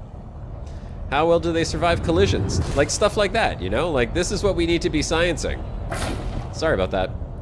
I like the industrial flashing lights on the top there, and looks good. But like ship collisions, like we need to test more. And we can't test it all on stream because I want to have a bit of variety, and I think that this ship has now had its time, so it's time to... Oh, no, we're going down. Yeah, it didn't recover from that very well. So now it's time to take it up and do the heat test. And then we're going to do the final FA off test and return this ship to the ground. Ding! Bells on. Lights on. Fasten your seatbelts. So yeah, we'll. I mean, once we've gone through all the ships, Space Clips, we'll pick something that we think is important, and we'll give them a relative rating across all of them. I think that the landing test is a really good one, but we'll put it to vote. We shall put it to vote, and we will see. Let's see how the Lynx handles heat. We've crashed it, we've bumped it, we've landed it. How does it hold up to a little bit of fire? Or in this case, a whole lot of plasma. The corona of a star is always a good place to test that, and that is our next stop on the sciencing journey of the Lynx Highliner, I don't remember what the heck it's called. The Lynx. The new free ship. So, we shall come in here. We will begin fuel scooping. We will drop accidentally into the star, as if that's never happened to anyone, of course. And then we will FSD out and see how much damage the ship takes and how much heat it actually generates. So, first we'll see how it handles the fuel scoop heat. 56. Alright, 58.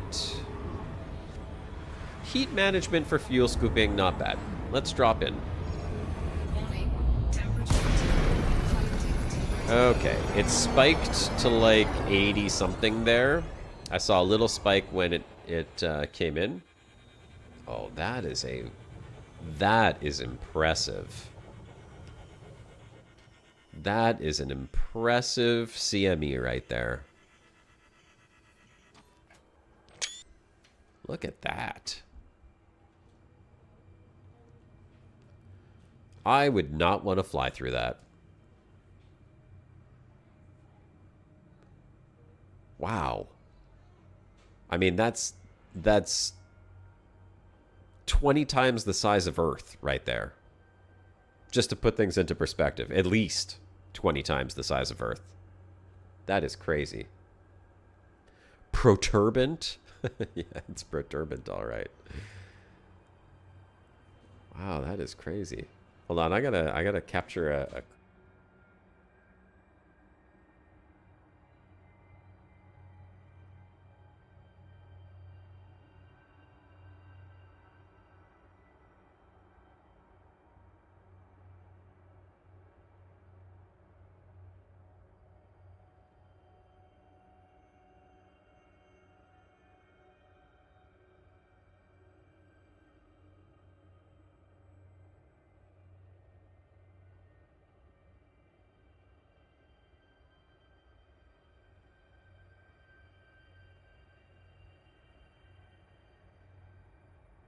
Okay.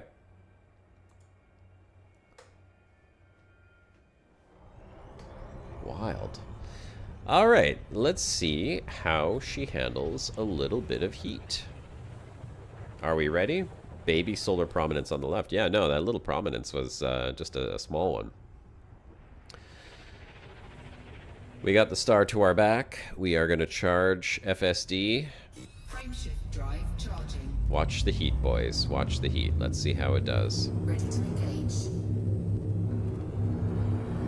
It's at 69, 72, 74. Okay. Pretty damn good. It never even got close to overheating. Maximum 74. So, fire test, 74 degrees. And 0% damage.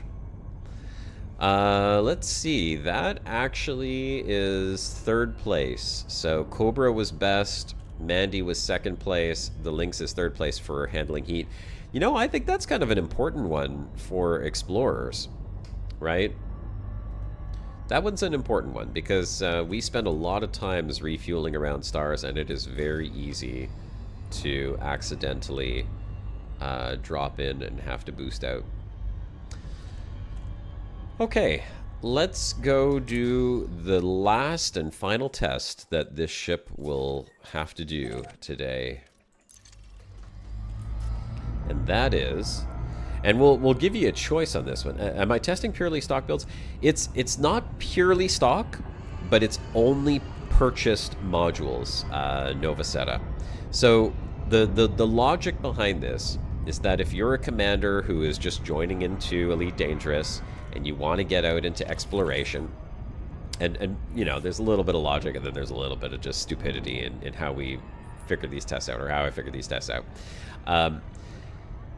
I want a new player who does not have the time, the will, the effort, the energy, or the desire to spend half of their life engineering their ship, to just be able to buy a ship, replace a few parts, and go explore, right? Optimal, non-engineered. Yes, exactly. I've put A-grade modules for the ones that would be relevant to an explorer. You know, so it's got A-graded fuel scoop, it's got A-graded FSD. I've derated the modules that are non-essential but still important to have so that they're lower on mass. I've added in the modules you would generally want to have if you were going to explore. So it's got a hangar bay, or not a hangar bay, a SRV bay. It's got a heat sink to manage heat. It's got the surface scanners, detailed surface scanner, AFMU, and some research limpets. And I removed any weapons because, I mean, technically you shouldn't need them anyhow. Now for the final test, boys. Here's our choices. And I think we're only going to get to do one because we're at 21% hull. So how would you like to see this ship wrap itself up? Do you want to do the FA off at 174 kilometers dropping down? Or do we do the high gravity AFK test? Which one's it going to be? It's one or the other. I will leave it to you to put it to vote. HG off, or FA off, or high gravity AFK. You could just type in AFK in the chat, or FA off. And we'll go from there. Either way, I will get closer to the star before we do that test. AFK? One vote for AFK? AFK is a normal day? Yeah. AFK is kind of a normal day, right? Alright. 3 votes for AFK. I think that does kind of sound like what we're going to end up doing. So the AFK test is pretty simple. We fly towards the planet like we're doing right now. We go grab a coffee because, you know, that's what we were doing. And we didn't think that there was going to be a planet in the way. And we just fly straight into the planet and see what happens. But we do put all our pips to systems for this one. At least give it a little bit of a chance. Electro Ace, good to see you. Thanks for joining in. And if you are just joining in right now, we are about to finish the last and final test of the Lynx Highliner, which is a new test that we're doing today for science, which is who's going to win the game of chicken? Is it the Lynx Highliner, or is it HR 4979 Planet A3? Stick around and find out in about 30 seconds.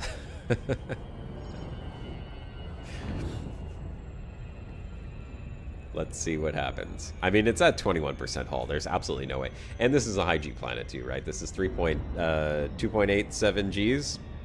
So it's slim to zero chance. It's not a non-zero chance. All right, here we go.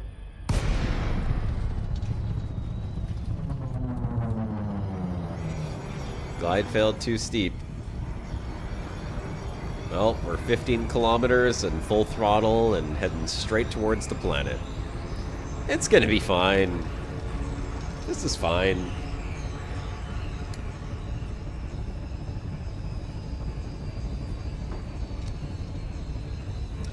Oh, what's that sound?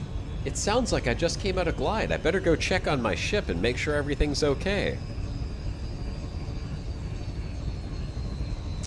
It's not okay.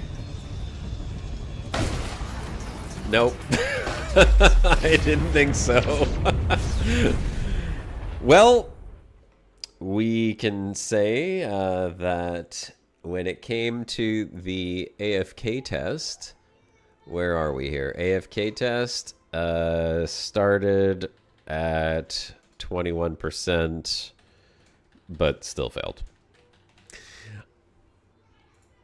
All right, there we go. Now, let's go back to rebuy, and then we will test our next ship. So, what's the next ship on the chopping block for today's tests, ladies and gentlemen? Where are we going? We'll rebuy that. Put it back. A catastrophic snoot booping occurred. Yep, we definitely booped something. The Corsair. The Corsair, I don't remember if last week we said that we were going to do the Corsair. There was some debate because technically we're testing ships that would be good for exploration. So is Corsair a ship that people take to use for exploration? If it is, I will be okay to test that.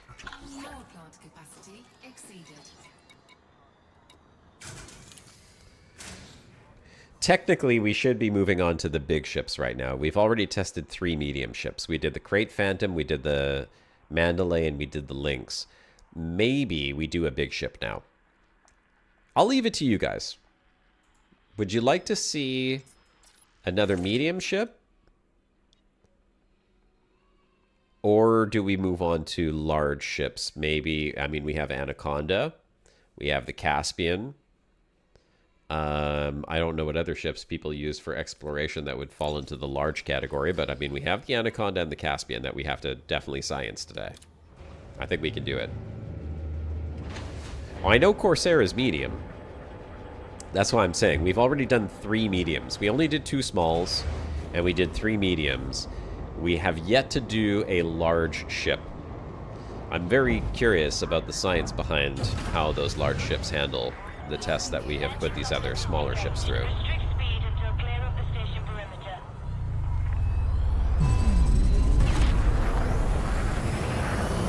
Beluga is used, but it's a bit of a meme. Yeah. Not sure about the Beluga. No, we didn't do the Asp Explorer yet. And I mean, we could. I suppose we could always test an Asp, but anything you can non-engineer to minus 45 typically for talking deep space with void crossings. Fire zone. Flight control out. A Type 10? Would people use that for exploration? I don't know. No. I think someone has. I'm pretty sure I've seen someone using it, but...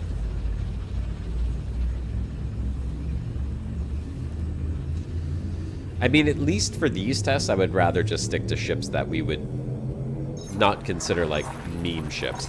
And, you know, look, this ship here, the Lynx, it's literally brand new. I don't know if it would be an exploration ship, but, I mean, it is a passenger ship. Maybe passengers want to go across the galaxy, right?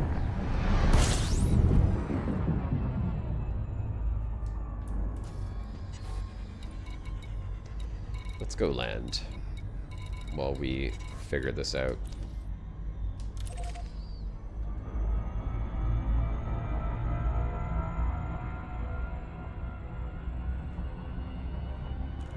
You just want to see a Beluga belly flop on a high G.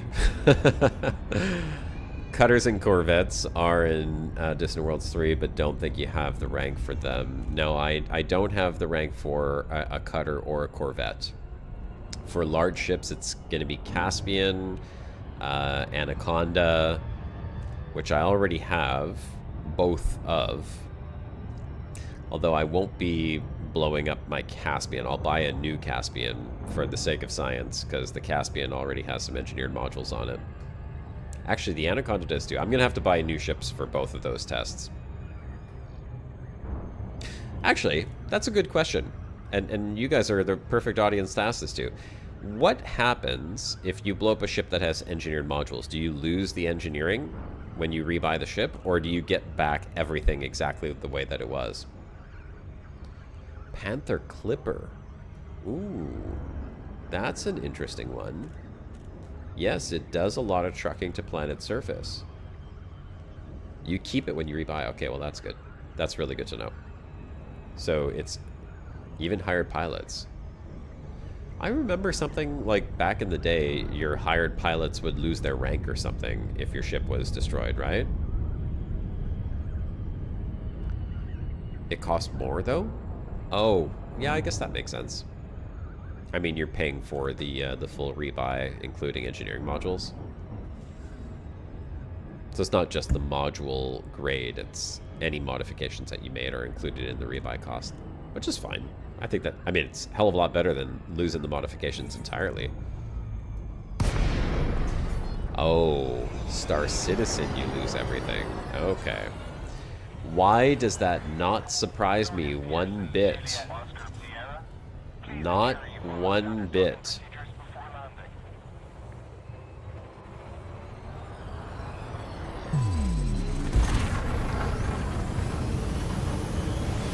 Yeah, they used to die. I'm pretty sure that's how it used to be. Like, I'm trying to remember. Like, if you could level them up, and if your pilots died, if your ship got destroyed, your pilots would lose their upgrades and stuff.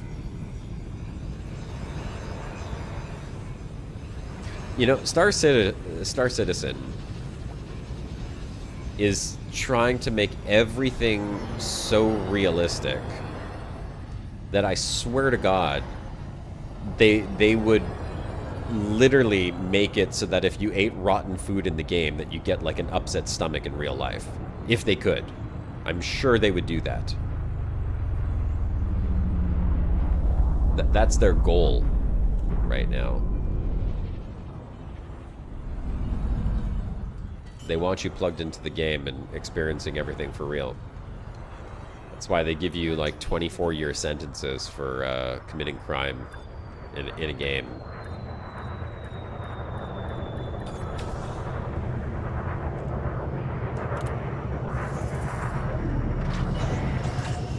You think that's coming? Yeah, it wouldn't surprise me. Okay. So, we have tested the Cobra Mark V. Well, we tested the Sidewinder. We tested the Cobra Mark V. The Crate Phantom. The Lynx Highliner. The Mandalay.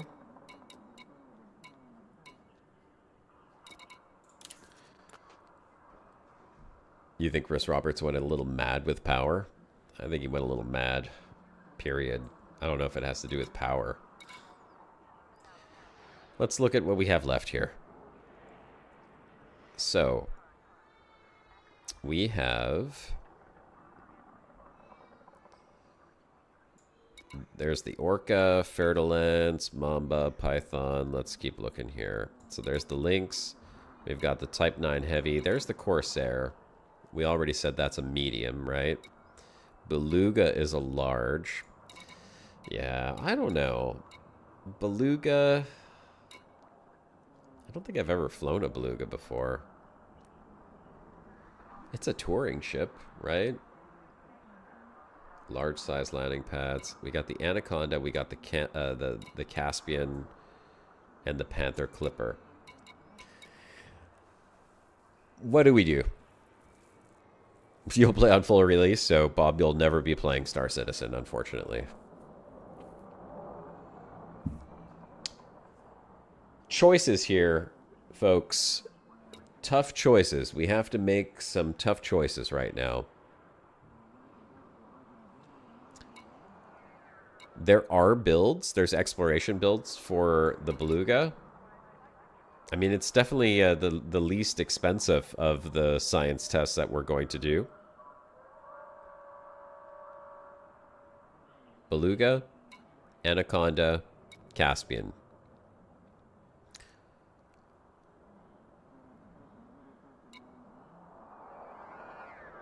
Or, oh, and then we have the Panther Clipper as well. That's going to be an expensive one, though. And that is a large. You know, this ship reminds me so much of Voltron. Every time I look at it, it reminds me of the black lion from Voltron, the chest lion, which I have right up on my shelf over there.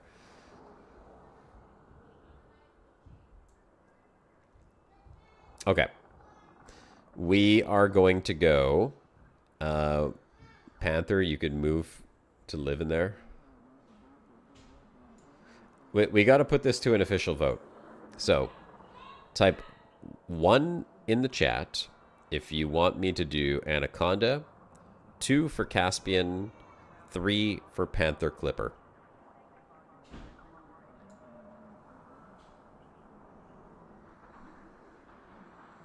One for Anaconda, 2 for Caspian, 3 for Panther Clipper. 4 for Asp. Not an option right now, Pete.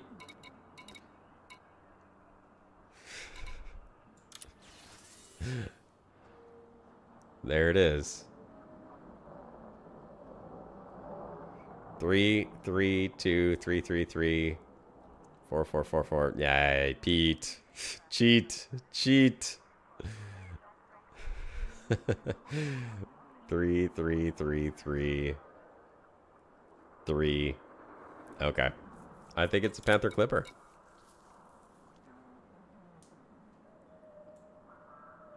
Alright. Let's spend a whole lot of credits for science. I know Caspian says it's an explorer. It definitely is an explorer. Oof, I am not sure if this is going to win any extra points on visibility, though.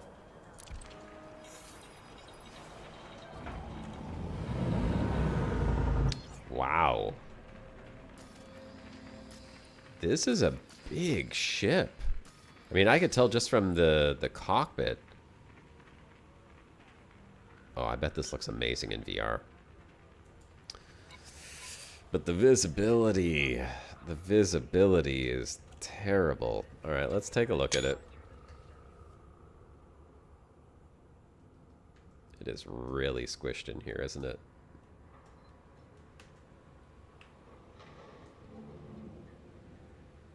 Oh my god. This is a chunky ship. It's worse than the Lynx? I would imagine so. That would be the cargo bay in the rear here, I'm assuming? Or is this entire module is like a cargo bay module?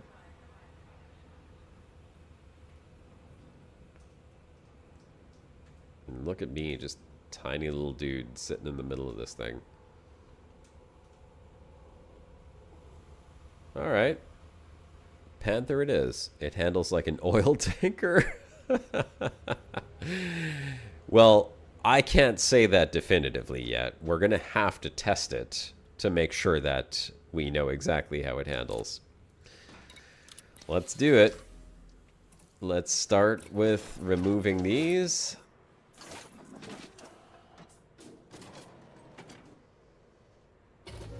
We shall get this ship ready. Landed at a medium settlement with large pads and go external cam. It's impressive. I would imagine so. I mean, I'm already impressed looking at it. It's got a lot of hard points too, but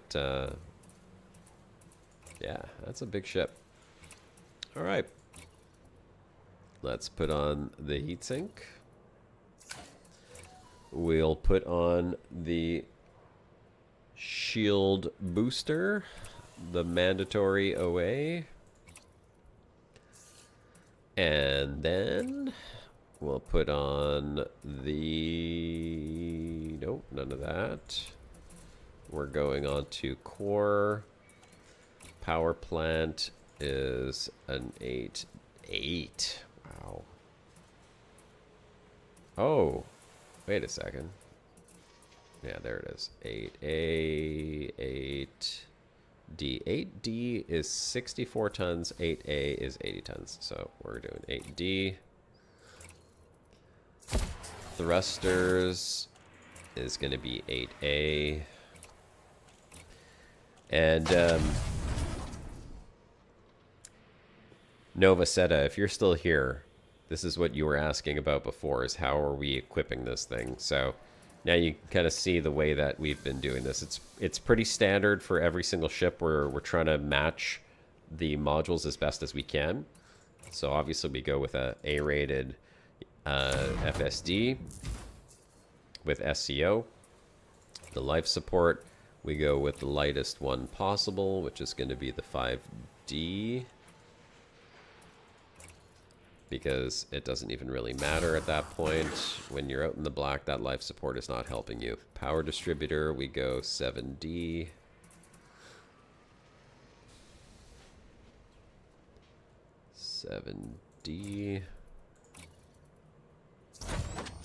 I wonder what the jump range is going to be on this thing once we kit it out. Sensors, 5D.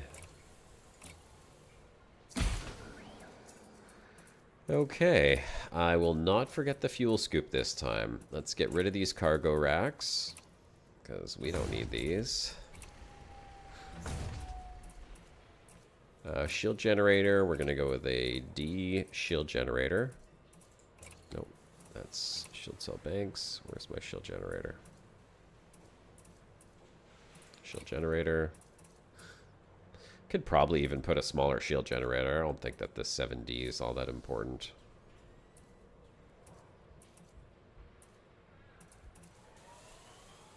There it is. I don't know why the shield generators are in such a weird order. And then we need... we'll put a big fuel scoop on this. What's the size of our fuel tank, actually? It is a 7C. Okay, so we're going to put a size 7 fuel scoop. Wait a second. Oh, that's storage. That's why. Oh, okay, interesting. It's got its own dedicated storage compartment there. So we'll put the 7A fuel scoop. And then we need to throw on the vehicle hangar. 17 tons, 10 tons. We're putting on the 4G. And then we're going to put on an AFMU. Or A. We're going to put on our surface scanner.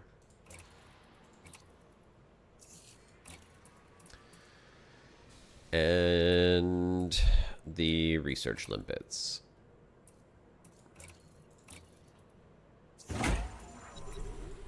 I believe that is everything that we needed, except... Yeah, I kept the cargo rack, so we're good with the cargo rack. Okay, then we'll put these guys in here. 1 and 2. I think I got everything, right? We're not missing anything?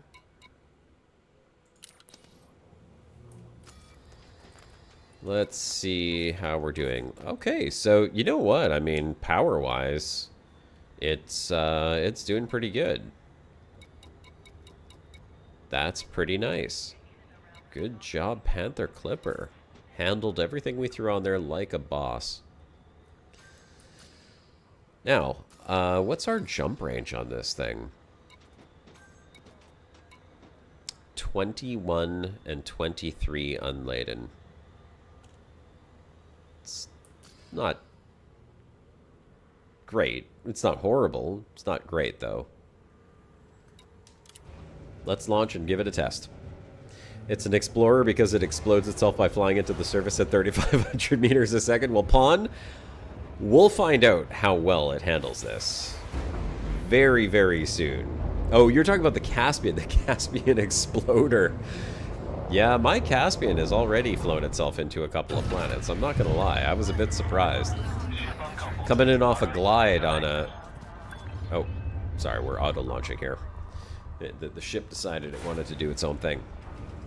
Yeah, I took it into a glide, and there just happened to be a mountain range in the way of the glide, and rather than stopping before the mountain range like you would expect it to do, no, it just decided to fly straight into it, and fortunately, it did not explode, because I was carrying 2 billion credits worth of exobiology at the time. So that was lucky. Okay, so visibility. No up, no down. I mean, forget that. Side to side, it's better than the Lynx. It is definitely better than Lynx. I'm not impressed. I mean, from an exploration point of view, that is no good for me, but let's put this in Panther. I'm gonna at least give it for visibility 2. It's better than the Lynx. It is not average. It has no up or down visibility, and I don't like that at all. Oh, there's special cargo racks you could buy for the Panther, Andy? Okay, that's cool. I guess they're what, like additional capacity cargo racks or something? The Panther Clipper is going to expect the mountain to move before it does? Yeah, no kidding. It's like the size of a mountain, isn't it? Alright, 4 pips engines, 2 to shields. Let's get to our first landing. 1G landing coming up. Ooh. You know, I should have rated the engine sounds. That one's not bad. You know, I'm just listening and like trying to figure out what the heck are the sounds that they've mixed into this. Be careful out there, Commander. What do you guys hear? What do you guys hear in there? I hear a bird whistle. Let me do it again. Right towards the last 30%, it sounds like a bird whistle.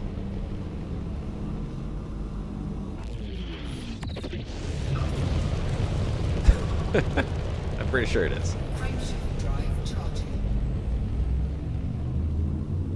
4. You teared up after seeing the Panther Clipper view? Have you spent a lot of time in the Panther Clipper pond?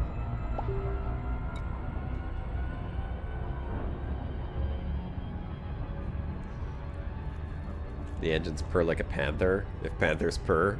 I'm pretty sure panthers purr, but I don't think that they purr like that. Looks like a Zord? I don't know what a Zord is. Oh. Oh, wow. Yeah, I see why you say it's like an oil tanker. Let's see Super Cruise Overdrive.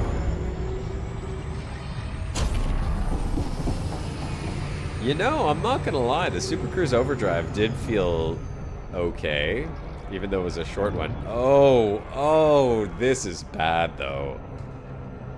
Oh, this is so bad. Oh my god.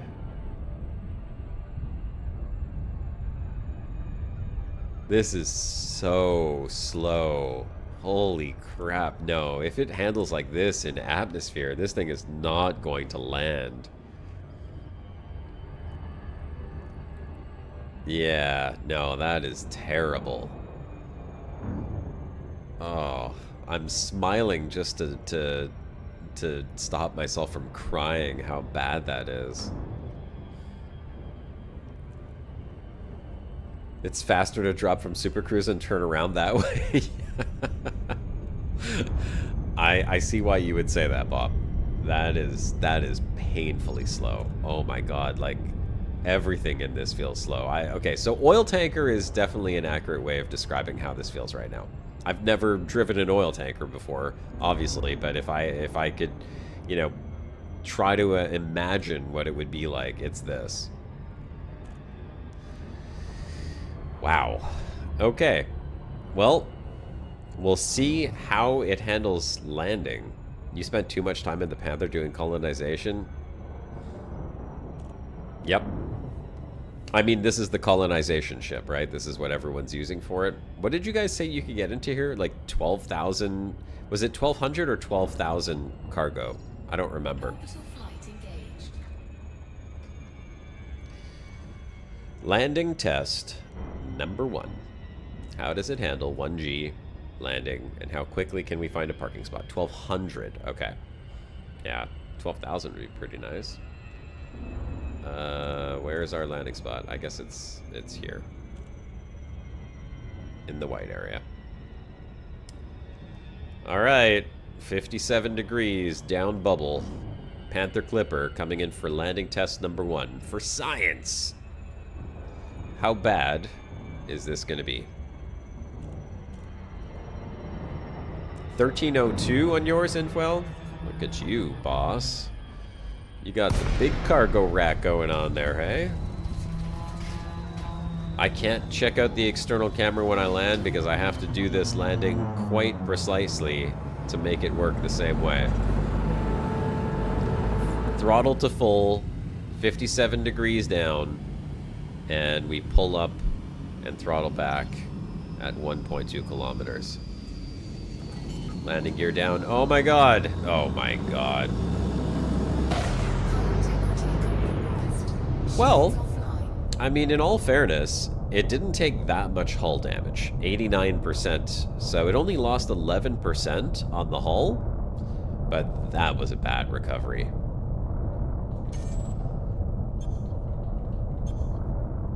Okay. I gotta write it down. One sec.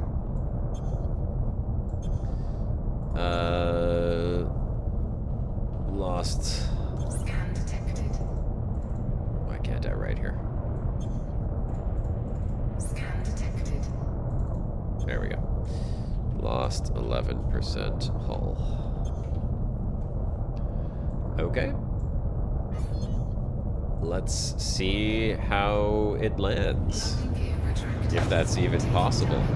Oops, oops, oops. Hold on a second. The shield hasn't even charged back up. I can't land without the shield on. Shinmarta Desra A1 is suing me. Yeah. Sir, that's one too many craters, sir. Please. You're gonna have to hold off on the craters. How do you even see where to land on this thing? Okay, landing gear, coming to a stop, and going down. Landing gear deployed. Yeah, it's not finding a landing spot. This thing is huge. Can we find a landing a little bit further up here? Maybe. Oh, there was a landing spot. Hold on.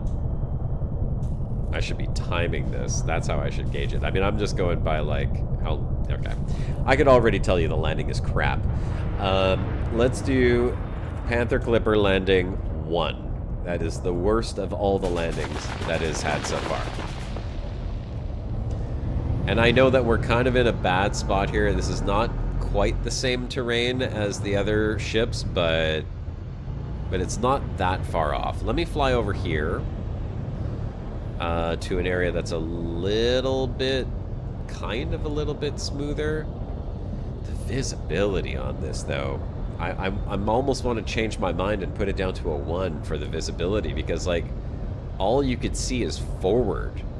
You can't see down. This is lined up with the horizon. Like, you barely see anything out of this thing. Do auto landing? I can't do auto landing, Remus. That's against the rules, man.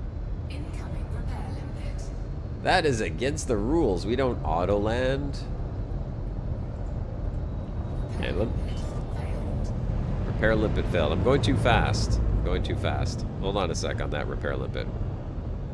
I'm going to come over here and I'm going to try to land. Okay. Deploying landing gear now. Throttling back to come to a stop. And...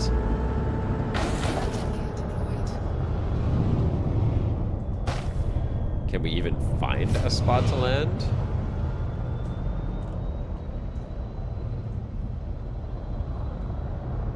Oh my god. Unstable terrain, unstable terrain. Okay, so landing in kind of crappy terrain. Oh, there was a spot, there was a spot. Slow down, slow down. Come on, we can do it. Come back. Where is it? There it is.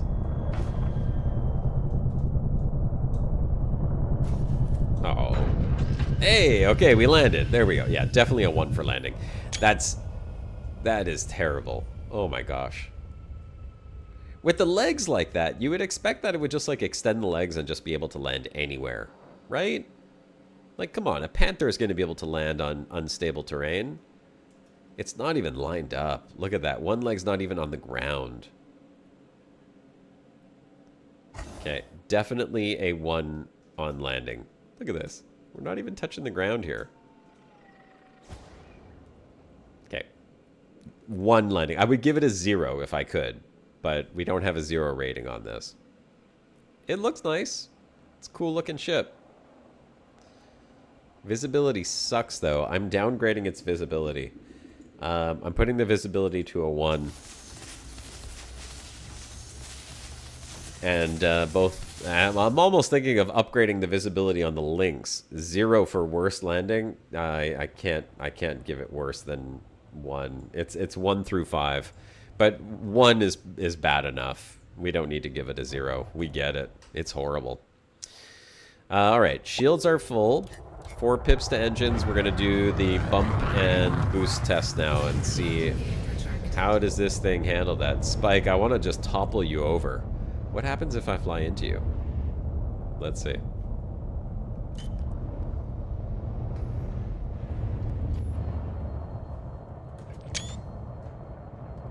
Can I knock you down? Just a little boop. Boop. Boop.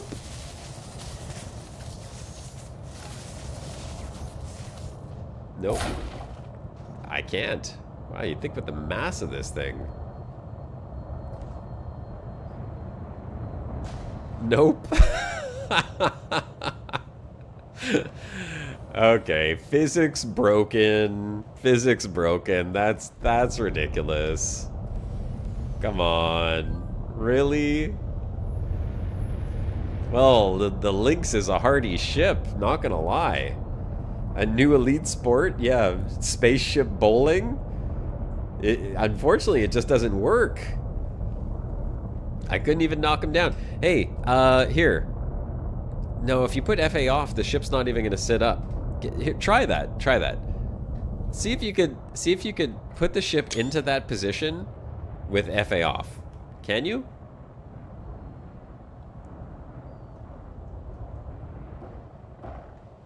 No, it's just gonna topple down.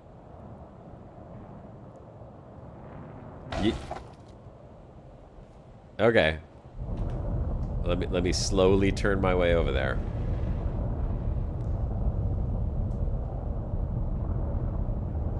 Can you yaw? No, it's fine here. All right, here we go. Here we go. Let's see if it knocks you down. FA off. And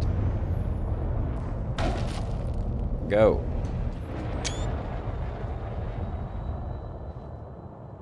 Okay, that worked. That worked. I was able to topple you down. All right, here we go. We got to do some bumping here.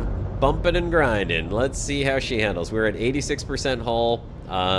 We got to do a terrain boop. You feel violated? Yeah, no kidding. By the Panther on top of it. Just mounted there. Let's come in and hit some terrain. 4 pips to engines. There's our terrain right there. We'll do a little clip off the side of this. A little a clippy for the clipper. That looks like it ought to do. We're full speed ahead. And how does it handle a little collision? Oh, very nicely. Okay, so only damage to shields, down to 47%. We gotta log that. 1 sec. So collision, 47%. Now we're gonna do the terrain boost. Thank you for the shield boost, appreciate that. Let's get up to speed and get ready for the terrain boost. Hull 86, shields at 100. And let's get a little closer before we boost it. Right here, boost. Oh. Ooh. Okay, it was like 24% and then it tapped, give it another little boop. That was big. We lost a lot there. Yeah, kaboom, the planet explodes. All right. We went from 86 down to 24. That's a bit heftier.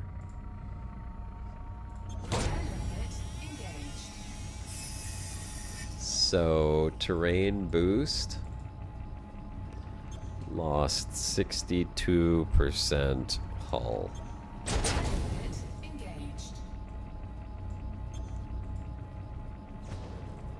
What's the rebuy for a planet? More than we can definitely afford. A year-long community goal to rebuild.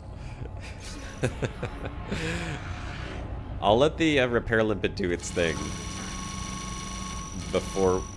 Okay, I'm not touching anything. I swear. Just Just stop. Stop with the loud noises like that. Crazy. Crazy, crazy.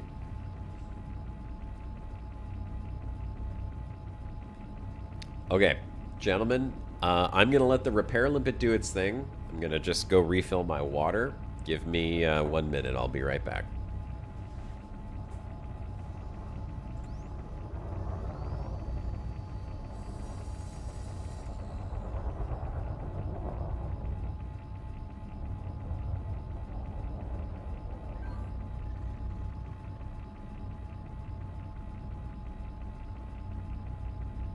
Incoming repair limpet.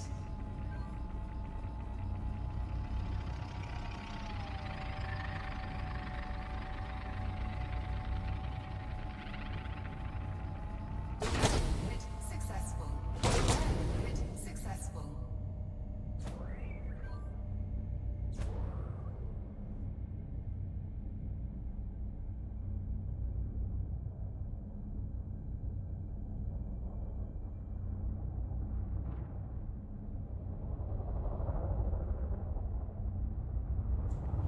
Okay. Mission accomplished. Water obtained. That hull repair limpet didn't do a whole lot, man. 38%. I don't know if this is going to survive the next landing. Alright. Which, by the way, I realize that all this repairing the hull stuff has actually ruined our science for the other ships. If you recall, we were pushing them to their limits to see how long they could last, meaning how many mistakes could you make before the ship decided it had enough. Now we're kind of resetting after each test. It's not quite the same. Maybe it's a better way to kind of standardize the tests, but yeah, we're not getting the how long could it survive if I kept screwing up kind of results here. Source and return dirt. Alright, we'll let that repair limpet do its thing. It takes a long time, though. When I went to go get water, I noticed that my house is unusually quiet. I don't know where everyone has gone.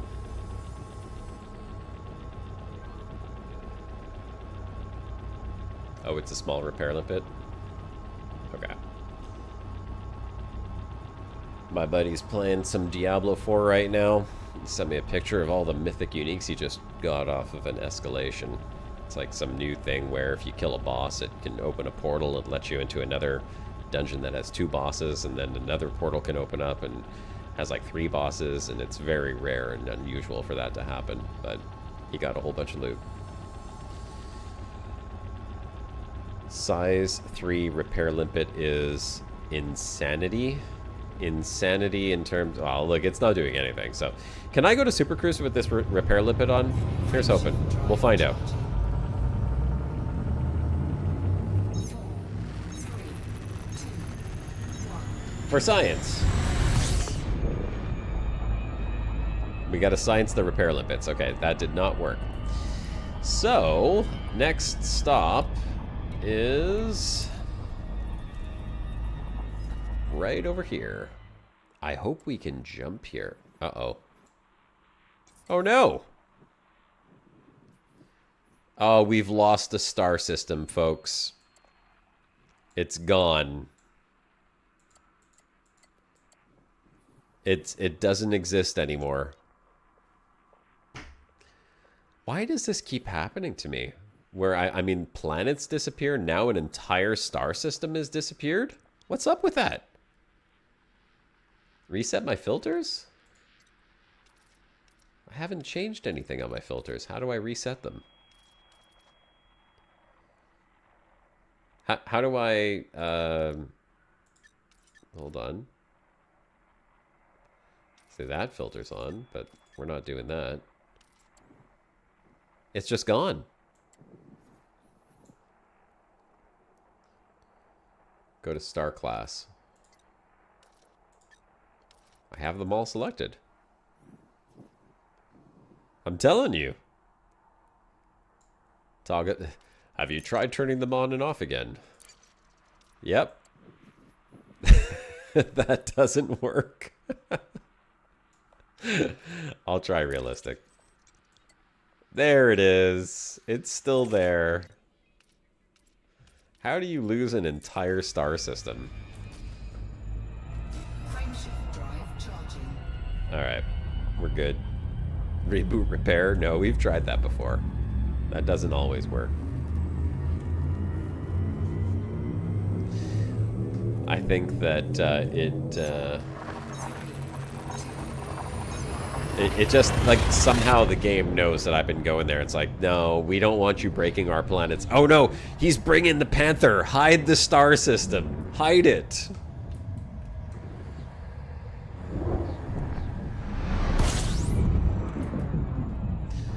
Alright, we'll do the heat test first. I don't know about this one. I don't know how it's going to handle heat. I guess we'll find out. Your friend request is accepted. Novacetta. How does the Panther Clipper hold up against the fire? Oh my god, it's so hard to... This thing... You can't even see where the boundary is. Oh yeah, this is terrible. Just fuel scooping, it's taking heat. Okay, this is bad. Let's go drop in. Let's go drop in. Panther fire is right. 89, 92, 94, 116. Oh my god.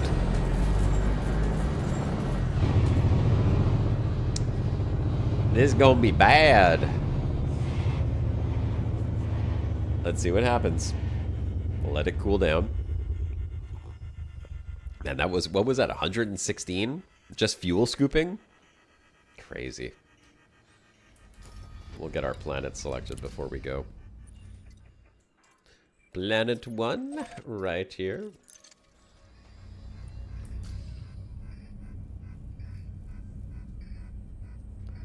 Alright. Let's put the star to the rear.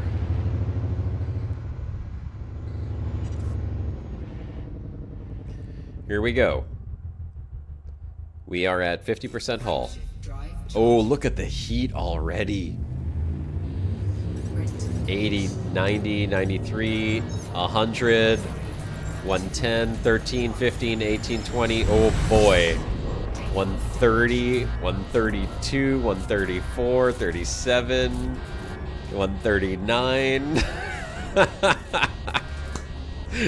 Okay, 139.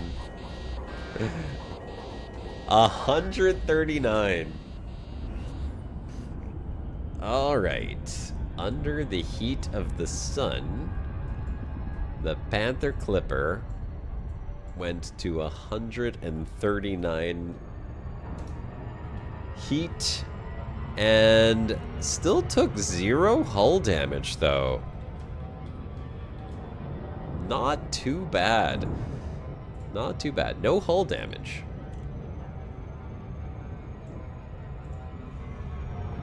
Spill some Sprite on the dash, you'll be fine. Yeah, sure. All right. I am not hopeful about these next couple of landings, though. No kidding, right? Man, this thing does not handle heat. Jesus. 10,000 module damage. Yeah, that's a good call. Let's check the modules. Okay, not too bad. 99, 97. I saw one at 80, 86. Where was it? 89 for advanced docking computer. Not terrible, but it didn't take any hull damage. So I'll say that it survived. That passed the test. Yeah, I know the modules take heat damage more, but I mean, the Sidewinder took 1% heat damage. From a heat perspective, the Sidewinder is the second worst. The Panther is actually the worst at 139. The Sidewinder was at 107 and actually took 1% hull damage. So it's I don't know if that's comparable or not. If we look at just the heat, it's the worst. But if we look at the fact that the Sidewinder took hull damage on top of the heat, maybe that makes it worse.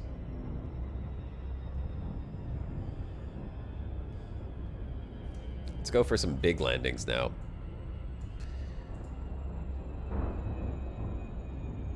The Mandalay was amazing with the heat management, by the way. You think Caspian's your new favorite exploration ship? Why? Why do you like the Caspian so much? Oh, the 1% was from crashing into the star. So how come none of the other ships took 1% from crashing into the star?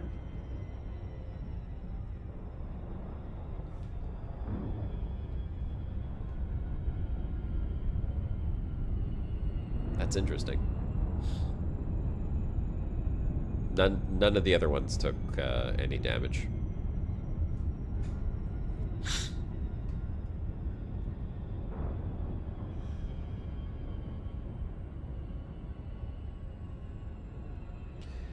Okay, 1.5G landing. Here it comes.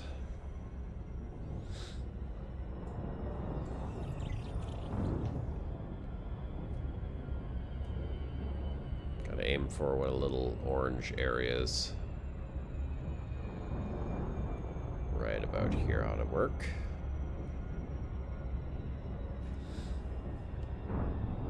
It's comfy, it's got overdrive super cruise. What do you think about the visibility on it, Aquatic? That's kind of what got me, but I'm not saying it's bad visibility. Like I said before, I just find that the way that the canopy's laid out,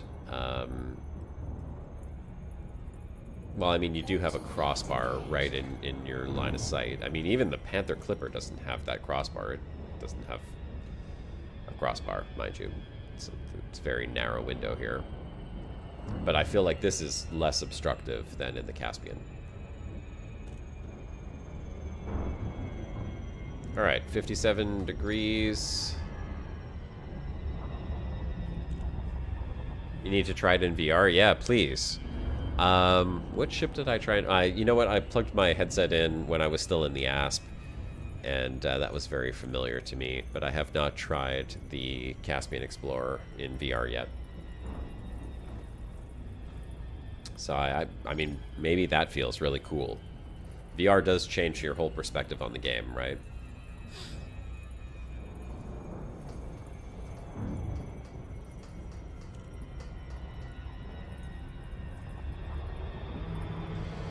Okay, orbital cruise engaged. Throttle full. Getting ready. 1.5 Gs. Here we go. 3, 2 kilometers. 1, and pull up, pull up, pull up, pull up, pull up. Yeah, belly flop. Oh! Failed. That is not the planet screaming. Yeah, that's a boom. That is a big, big fat L for the Panther Clipper. 1.5G failed. That's only the second ship to fail. What was the percentage? I think I was at 48% on this one. Failed at 48. Yeah, test is over for this one. I mean, I don't mind. We can still do the second test. Because I should be able to rebuy right here. I'll rebuy it right here. Oops. Rebuy ship. Continue. Redeploy. Big bada boom. That's right. For science, boys. That's why we do it. The Anaconda's worth testing. I don't know if I have time to test the Anaconda today. I mean, we spent a bit of time testing out the Lynx, the Highliner. Are we still... Yeah, we're still in this system, right? We should be. Yeah. Well, you know what we could do is we can go do the high G landing test. since we're still here. Let's go do that. I want to test the Anaconda. I want to test the Caspian. I still want to test the Asp. The Mandalay score? Yeah, Mandalay got the best score of everything. Like, Mandalay is by far the clear winner out of all of this. Oh, hold on one sec. Let me get the auto landing going here.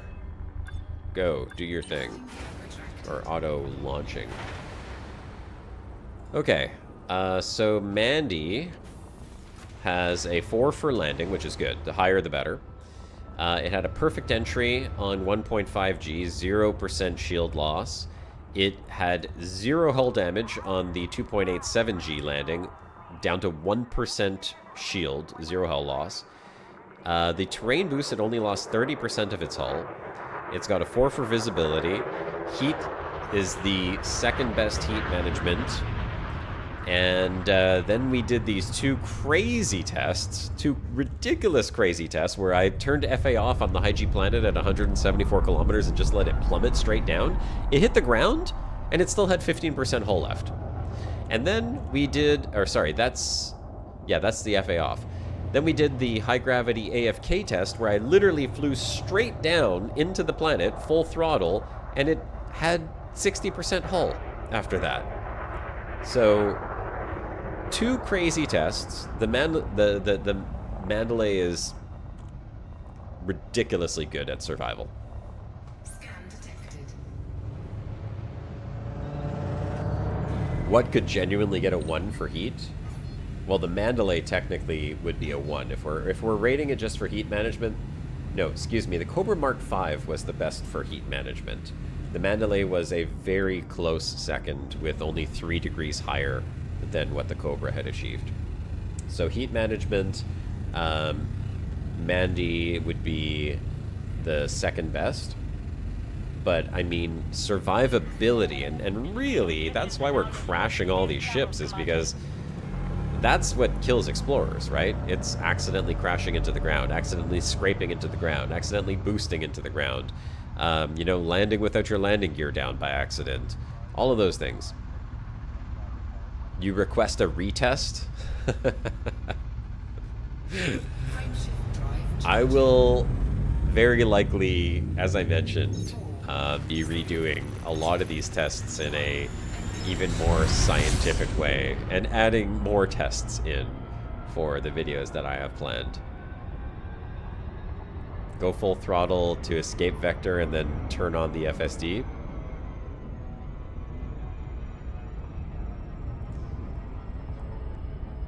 Oh, you're gonna see that crazy Quebec band? Yeah, I've seen them. I mean, I've seen pictures of them popping up on my news feed. I have not heard them yet, but they have those weird costumes with like the black and white polka dots and stuff. So I've seen them pop up on my news feed quite a bit. Engine de poitrine. Yeah, poitrine is... you can say parts of anatomy on YouTube without getting banned, right? Like, I'm not going to get a strike if I say... Well, how about this? We'll just say, just so I don't risk it, poitrine is the front part of a woman's body. The part that men stare at a lot.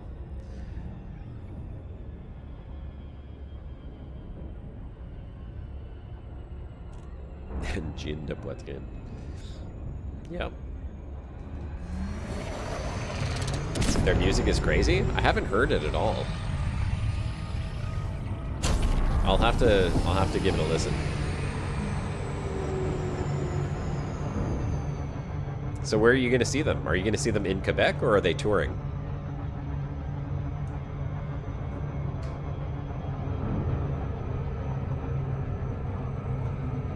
Very skilled. Okay. Have I considered using voice attack and HES voice packs? Bob, I used to use voice attack like exclusively as my main form of getting around anywhere in Elite Dangerous, FSD and everything, because I was playing in VR all the time. Well, a lot of the time. And voice attack is kind of an essential tool if you're in VR, so you're not scrambling to reach for your keyboard and trying to figure out where the keys were and feeling around for that. So yes, I used voice attack extensively when I used to play Elite Dangerous, especially in VR.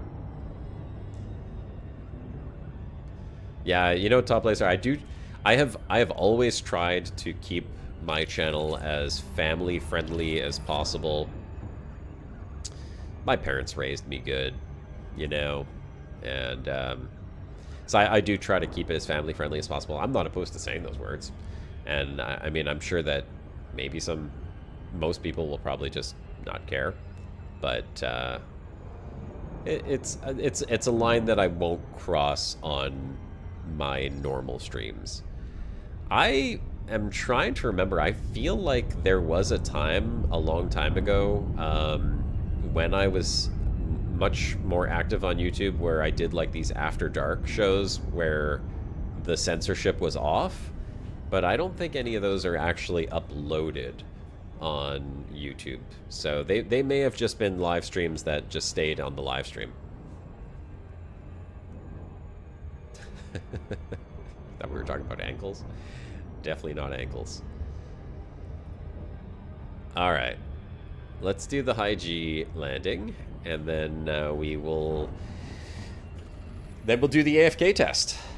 I mean, I honestly, I think the high G landing and the AFK test in the Panther are going to be exactly the same, because it's basically like you just can't pull up this ship. So I think it's going to be exactly the same. This may as well be an AFK straight into the planet. Orbital flight engaged. Can I explode a Hydra on stream in a Mandalay? I don't even know what a Hydra is. Is that... What is a Hydra? I mean, I know what a Hydra is in like mythical lore, the multi-headed dragon creature. But what is that in Elite Dangerous? Yeah, plot twist that nails the high G. It's honestly, Bob, it wouldn't surprise me at this point. We've seen a lot of kind of like weird sort of plot twists like that on these ships where they crash on a 1G planet and then completely smooth out on a high G planet. Nasty Thargoid? Called a Hydra? Yeah, I mean, I'm totally down for that. I guess I would have to set up like a Xeno ship. So I was doing engineer unlocking to get all the stuff I needed. I did unlock some weapon upgrades. Oh, here we go. Max throttle. Oh, this is going to be hot and heavy, boys. Hot and heavy landing coming up here. I can feel it in my bones. Let's see what happens. 2, 1. Pulling up. Nope, nope. It's going to go boom. Oh, it's not... Oh, it didn't go... Oh, yes, it did.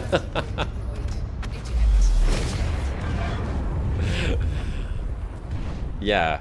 Okay, well, I mean, it's not like we didn't expect that, right? High G landing failed. From 100% hull. Failed. Technically,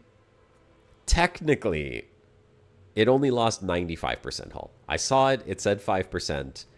But it didn't recover because of the bounce and the twist. So I'm going to say failed. Exploded on small bounce. I don't know if you can call it a small bounce at 5% hull. I'm noting it down so at least it's recorded. But yeah, definitely a fail. Need anti-Xeno stuff to unlock. Okay, special axe weapons. Yeah, that's definitely something that I would do on stream. My goal right now for the stream, since really the stream is unfortunately like the only time that I get to play Elite Dangerous is during my live stream. So there are things that I want to do that I think are important, not just for me, but also for the audience, because you guys are having fun with this stuff. So it's like the testing of the ships. I'm not just doing this for science. I'm doing it because I want to know what exploration ship I'm going to choose when I do go out and explore again. And I've had a lot of requests from people in messages and comments and in private saying, are you going to go back out and explore again? Want to see you go explore. So yes, absolutely. That's my goal. I want to go explore. But because I'm back in the bubble, there's a lot of stuff that I would also like to do while I'm in the bubble. Part of that is unlocking the engineers, which I've already started to do, which has been really good so far. And then I would like to do a little bit more mining to kind of test out what that looks like. I already did a little bit on my own off stream one day. I bought, what is it, the Type 11 Prospector, I think it's called. So I bought that and I was testing it out, but I'd like to do a little bit of like, multiplayer mining.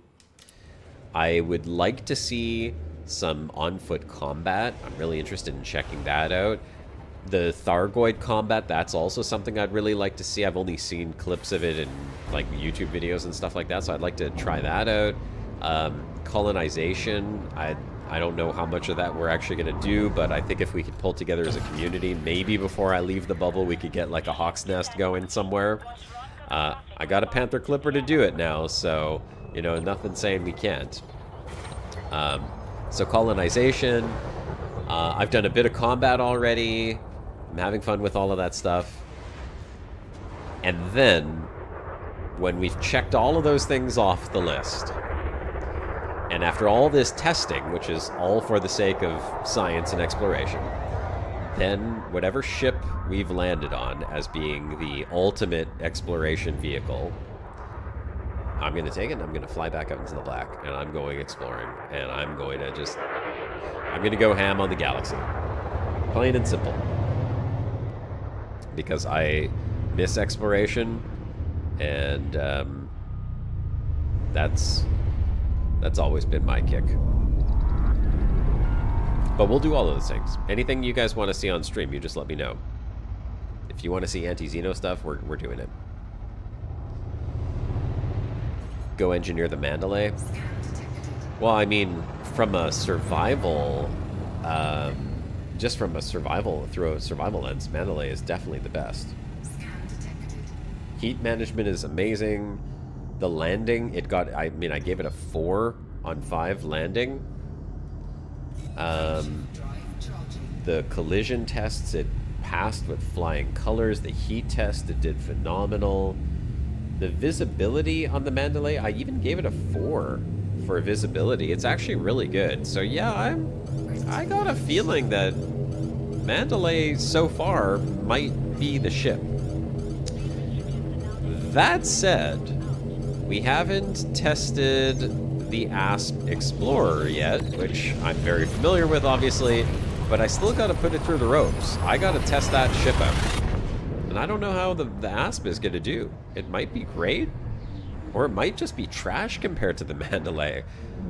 But that's going to be a big test right there. And I have to test the... I got to test out the Caspian as well. You partially engineered the Mandalay?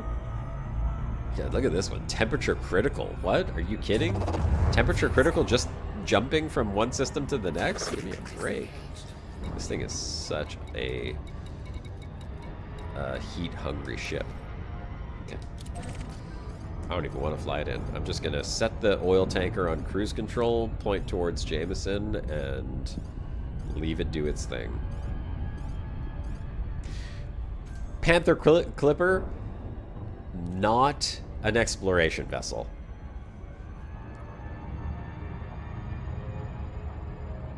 There's no way I genuinely overheat on that thing. It's overheating just looking at it. It's getting hot just talking about it. Yeah, it's got a D-class power plant, but that's what we put on all of them, Pun. So the test conditions are as similar as, I mean, they may be different grades. Different sizes of power plant. We just upgrade whatever size the ship has to a D grade. But yeah, that's what it comes down to.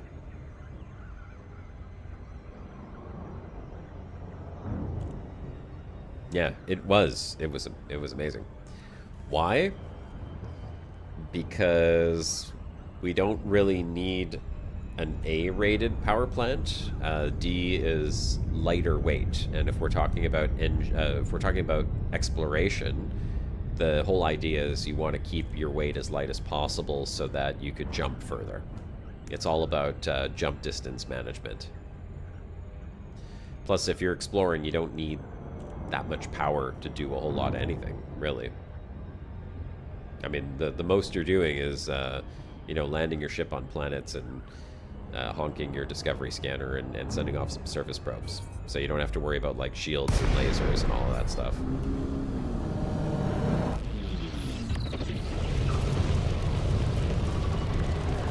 Sorgan Peterson, Juliet, Oscar, Sierra.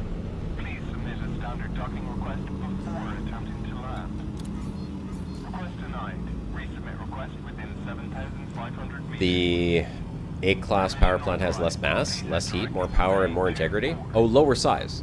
Well, yeah, no, 100%. And I mean, look, if I was actually doing like full-on proper exploration builds, I would probably use a lower size power plant. I'd probably use a lower size of a lot of things, but just to keep it simple and for the you know, the purposes of trying to test as many ships as we can on stream and, you know, make it as fair as possible to the base, the stock ship. Well, all I've been doing is replacing the existing power plant. Whatever the stock ship comes with, I'm just putting it to the rating that would make sense for exploration. And you know, like little tips like that, which are fantastic tips, by the way, and you know, like putting a 4A power plant versus a 5D makes perfect sense. But if you're a new player and you're just coming in and you're like, oh, that's a cool looking ship, and you buy it, you might not realize that you could do something like that. So I'm trying to simulate as best as I can someone just kind of like who's new to the game, coming in, buying a ship, saying, hey, I want to go explore, and oh, I should replace this power plant with one that has a little bit lower mass, right? And that's better than the E-class that comes on the ship. So that's my thinking. It's not perfect science, right? No science is perfect, but it's just to give us a general idea of what the stock ship is capable of. Oh, we're scraping. We're scraping. This thing is huge. Oh, turn! Turn! Turn, you big oil-tanking beast. Oh my god. This thing is so slow to fly. Terrible responsiveness.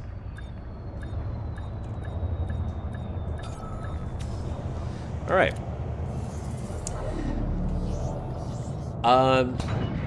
So that was interesting. That was definitely interesting. I mean, between the Lynx and the Panther, well, I mean, that's what we got to test today. The Lynx is by far superior, but in terms of everything else, I mean, the Lynx wasn't bad.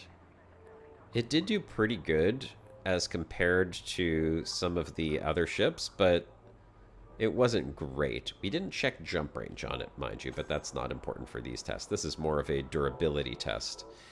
We're still looking at Mandy as being the top one when it comes to all the tests overall, kind of beating out all the other tests for, you know, survivability and durability. But we have many more ships left to test and many more tests left to do on all those ships. So this spreadsheet is going to continue to grow and expand as we test them out. With that said, it's 1 minute to 6 o'clock Eastern time here. I think this is where we're going to end it today. That's 3 hours. I know sometimes I'll push it to 4, but I don't know if you guys can tell. My sinuses are driving me crazy. Hay fever, spring allergies are kicking in, and I'm like dying here. So I think I'm going to call it here for today. This was fun. I liked the fact that we got to test one of the bigger ships at least, and we got to see a ship that I've never seen before, brand new ship, the Lynx. So thanks so much for joining in, everyone. Really appreciate you supporting the stream as usual. We will continue for science testing ships next week, Saturday, 3 p.m., same time, same place. I hope to see you all there, and you guys have a great weekend. Stay safe. wherever you are out in the bubble, and I'll see you next time. Commander Josh Hawkins signing off.